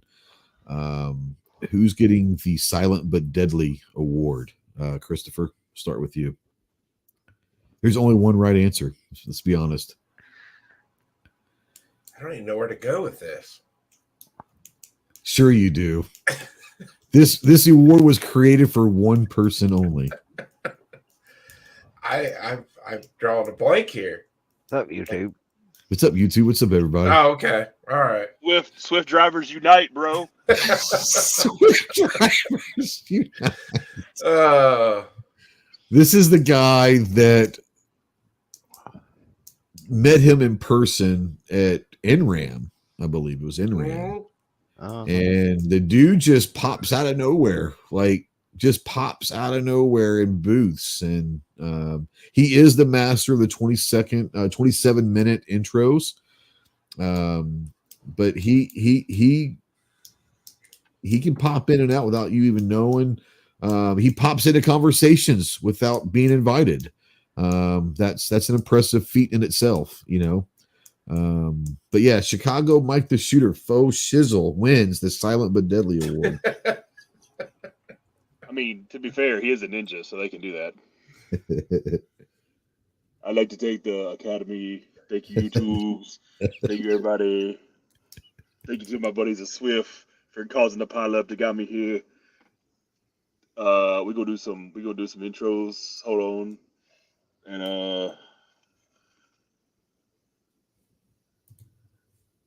I gotta do the awkward silence for like 20 minutes. Hold on. You do. Keep on going. This awkward silence brought to you by EAA.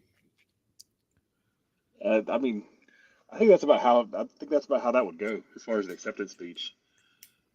Oh, Chicago Peace to the best. Swift drivers unite. And Rigger and Vortex. And Rigger and Vortex and Burris. Oh, Red is killing it. Oh, yeah, Taking over the world. Vortex for life, Beretta. Let me tell you about the Regard. That Regard's pretty good girl. Beretta is taking over the world. They're so innovative. Very innovative. The most innovative. The most innovative.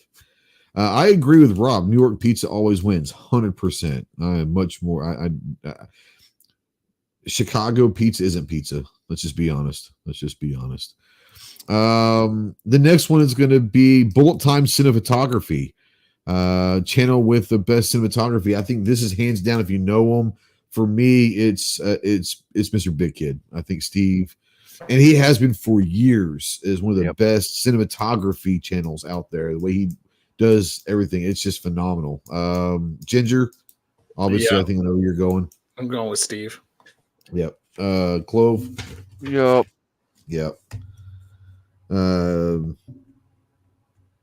Chase. Yeah, I'd say you're on the right track there. Yeah. Chris. Yeah. Chris might not know Steve. I don't know if you know Steve. Oh, you know Steve, don't you? Oh yeah. Okay. Yeah. Guy's amazing. Yeah. I'm ready every Saturday when he releases a new video. I love watching what he does. Yeah. Go check out the Mr. Big Kid. Like I said, he does great reviews, but if you want to just the quality of production value is pretty amazing. Let's see here. I'm going through my list. I wrote down a bunch of them, and I don't really want to go through all of these.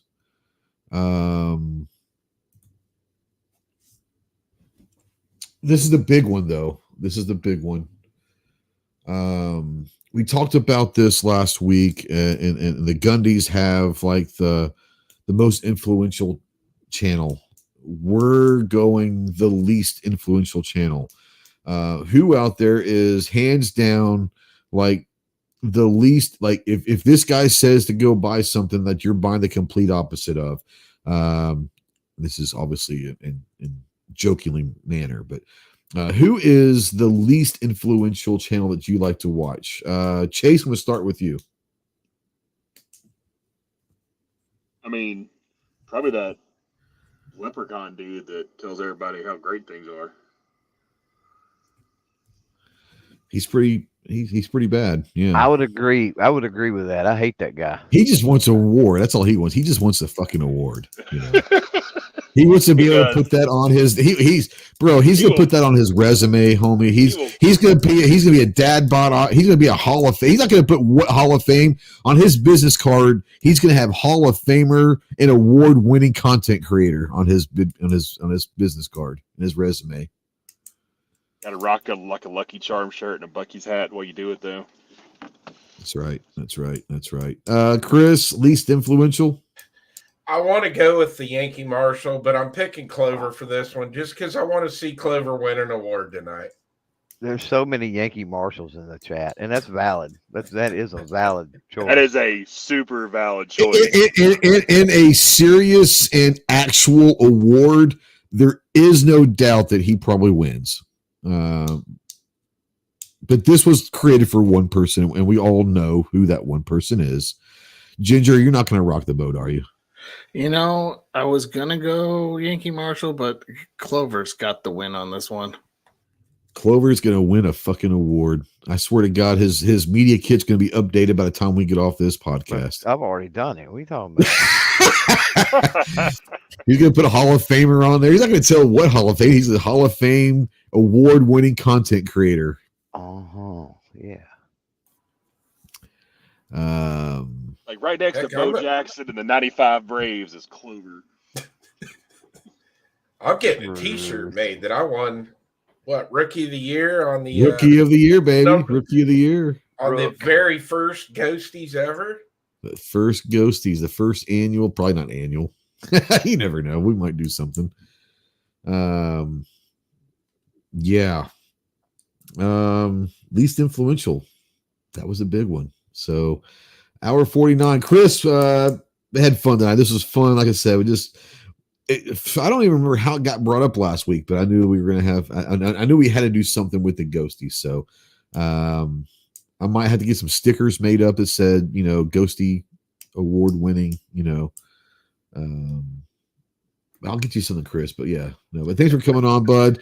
I know you got a bunch of stuff getting ready to gear up. We're a month away from SHOT, more or less. What do you got coming on the channel that people can come watch the Rookie of the Year? Well, you guys inspired me to do some top fives, and I realized today how terrible I am at doing voiceovers over my videos. So It's definitely a learned skill. Put it that way. Definitely having struggling with that, but I'm going to get those done. And really, that's what I'm doing. I'm gearing up for SHOT Show. I've been emailing and texting back and forth with people all day. I'm getting my interviews set up, and nice. I'm so excited and I'm just ready to get out there and hang out with you guys. And I don't even care about Christmas. It's like I just care about SHOT Show. I'm ready to get out there. So thanks for having me on. I had a great time tonight. You got the Ghosty Blank Award. That could be interesting. Yeah. Defense Dad says, shouldn't the Ghosties be at Halloween? That might have to be what happens. The Ghosties weren't a thing, bro. Like, it was until last week. So we might have to do an actual not award show, but a Ghosties thing. That would be a pretty cool thing in October around Halloween. Probably next year, but the reason why we did it this year is it happened last week. So yeah, we definitely had to do the Ghosties again. Bring in Ginger. I know that, like you said earlier, you've been kind of busy with travel and all of that. Is there anything, maybe talk about the podcast or whatever? What's going on at GOA right now? Well, this week's episode of the State of the Second podcast is going to be with Rick's Optics, where we talk about some the tradition of hunting in America and the evolution of it with thermal optics. That launches tomorrow. We also have AmFest this weekend in Phoenix that I will be attending and going to. I don't think anybody in this crowd will be there, but if you are there, stop by and say hello. I don't even know what that is. It's Turning Point USA's event. Oh, okay. Yeah. Then, like Chris, I'm getting ready for SHOT, so I'm getting my meetings all set up and put together. And there will be a large press release in the next week coming. We just have to sign some dotted lines. So that will be coming. Keep an eye out for that one because this is going to be, as said previously, huge. So huge. Yeah. So that will be coming. Kaylee was just finalizing stuff with the city, and we got the green light today. So fantastic. This has been a couple months in the works. I want to say this in all seriousness. This is kind of one of your babies, the idea. And obviously, once it's announced, we'll be able to talk about it more. But I think you'll have most people's support that to make it what it could be. But I want to give an early congratulations. Just the fact that the idea has come to fruition in such a short amount of time. Congrats, bro. It's pretty impressive. Yeah, from August until now, it's been a lot of work getting this pushed over the finish line. So there's still a lot more work coming ahead, but this is going to be very large and big. And the seeds were planted back when I interviewed with GOA. So yeah, I'm happy to see this go through, and hopefully it goes the way it's planned, and we have multiple years of this. It should. I don't see why it shouldn't. So we'll be looking forward to announcing this when we're able to announce that after the press release is put out. So that's awesome. Chase, huge. Speaking of huge, a huge year for EAA this year, man. You guys, I mean, this is like going 4 for 4 with 4 grand slams in one game. Like, you guys had a hell of a year. Tell people what you can say maybe about what's coming up down the line. It's been a hell of a year, all right, this year. I prefer not to. And there's been a hell of a year for a lot of different reasons, but I'm talking more or less the product line has been phenomenal, not what's happened to get the product line launched sometimes. Thank you, ATF, Department of State, all that stuff. Yeah. Yeah, I mean, it's been a good year as far as product launches go, and we can talk a little bit about the future. The 5-inch 2311s are officially shipping now. Whoop, whoop. There's come SHOT Show, you're gonna get to see not one, not two, not three, not four, but 5 new guns. Yeah, buddy. So we're revamping quite a bit. The first of the year, the 10 mil 2311, everybody's been freaking out over. We'll start shipping. So we've got the okay for all that. 38 supers coming online across several of our products. Snap, So, really? yeah, the new Libradors are doing real well. They're like limited production runs. Have a lot of like Latin heritage in those. Because that's something I like to talk to. Like me and John could talk about something one day. I think that's a really underserved part of the 2A community. Because you look at a group of people that's 20% of the population now that nobody really does anything for. Yep. No, you're right. Yep, you're right. But Chase, a lot of new stuff. Chase, can you talk about the stuff that was posted today? Which things that were posted today? Were they not supposed to be leaked today on your official? No. It's fine. So yeah, they're officially out because they've showed all the distributors and all that stuff. They're not going to start shipping until. I think Chase swallowed his microphone, but that's okay. I'm wearing a headset. You good now? It sounds like you're way far away from it. No. So all right. So the stuff that got posted today, you'll start seeing leading up to SHOT, like some images of the new stuff. So those are our new 380s. They're sisters of the 14T. So you have a G84 and you have a BDA. So basically, it's a Browning BDA and like a Cheetah, but at a really aggressive price point. But a better Cheetah, yeah. Yeah, better Cheetah at a really aggressive price point. And you'll start seeing more of this stuff coming as the he says aggressive. Yes. Yeah, we got a lot of dirty looks at our big wholesaler show. I would imagine so.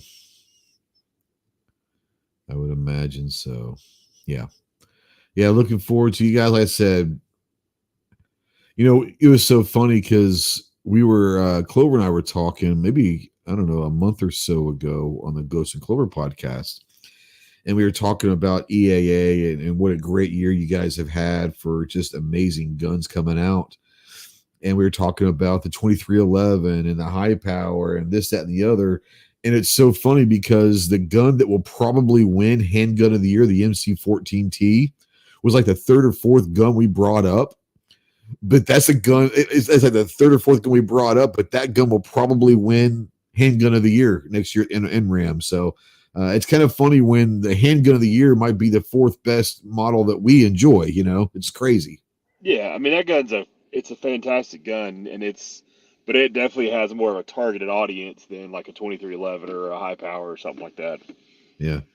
Yeah, but the 14T in its own right, it's a really cool. It is. No, it's awesome. It really is. It is. Bitch boy, what you got going on? Anything? Just dropped top 5 handguns of 23 earlier. You did. I wouldn't ask you to go through that list because I want people to go watch that video. So yeah. Several. What else you got? You got anything coming up down the line this next few weeks before SHOT? I'm trying to think. Just trying to get caught up and everything because once we get into SHOT Show, it kind of all starts over again, right? Oh, yeah. So there's still a lot to catch up on. Still waiting on some pretty cool stuff. I know you are too. Oh yeah. Don't know. I kind of expected that stuff by the end of the year, but haven't seen it yet. But the end of the year is not here. Gonna do waiting around. I'm hoping maybe one day this week, if not early next week. I'm hoping to relaunch the swag store. Oh, yeah. So a few neat things for that, and we may even have a game night for the swag store launch. We may do a game night for that. I don't know. I enjoy game nights, so those are fun. Those are fun. So may do those. I don't know, but that's all I can think about. obviously we had Ghost and Clover. We're gonna have 2 weeks in a row. So Yep. Monday or Sunday night we had episode 21. Blackjack episode 22 will be this coming Sunday, 2 in a row, and it Yep. will be all viewer driven topic. So all This will 3 be topics. this will be the final episode of the year. You won't see us again till after SHOT Show, guys. Yeah, you'll see us. You might see us during SHOT Show. No, I'm not saying. Well, okay, you're right. You're okay. You're right. You'll see us a lot during SHOT Show, but until SHOT Show, you're not going to see us again until SHOT Show. How about that? Yeah, the actual show. Yeah, the actual. Yeah, the actual podcast. show won't be, but yeah, you'll see quite a bit of us possibly during SHOT Show. Oh yeah. But yeah, More this will be come 100% viewer driven. All 3 segments will be viewer topics. So bring your topics. Anything goes that won't get us kicked off of YouTube or the podcast world. That includes you, Chase. Right. Especially you, Chase. Whatever do you mean? Hold on, I'm coming.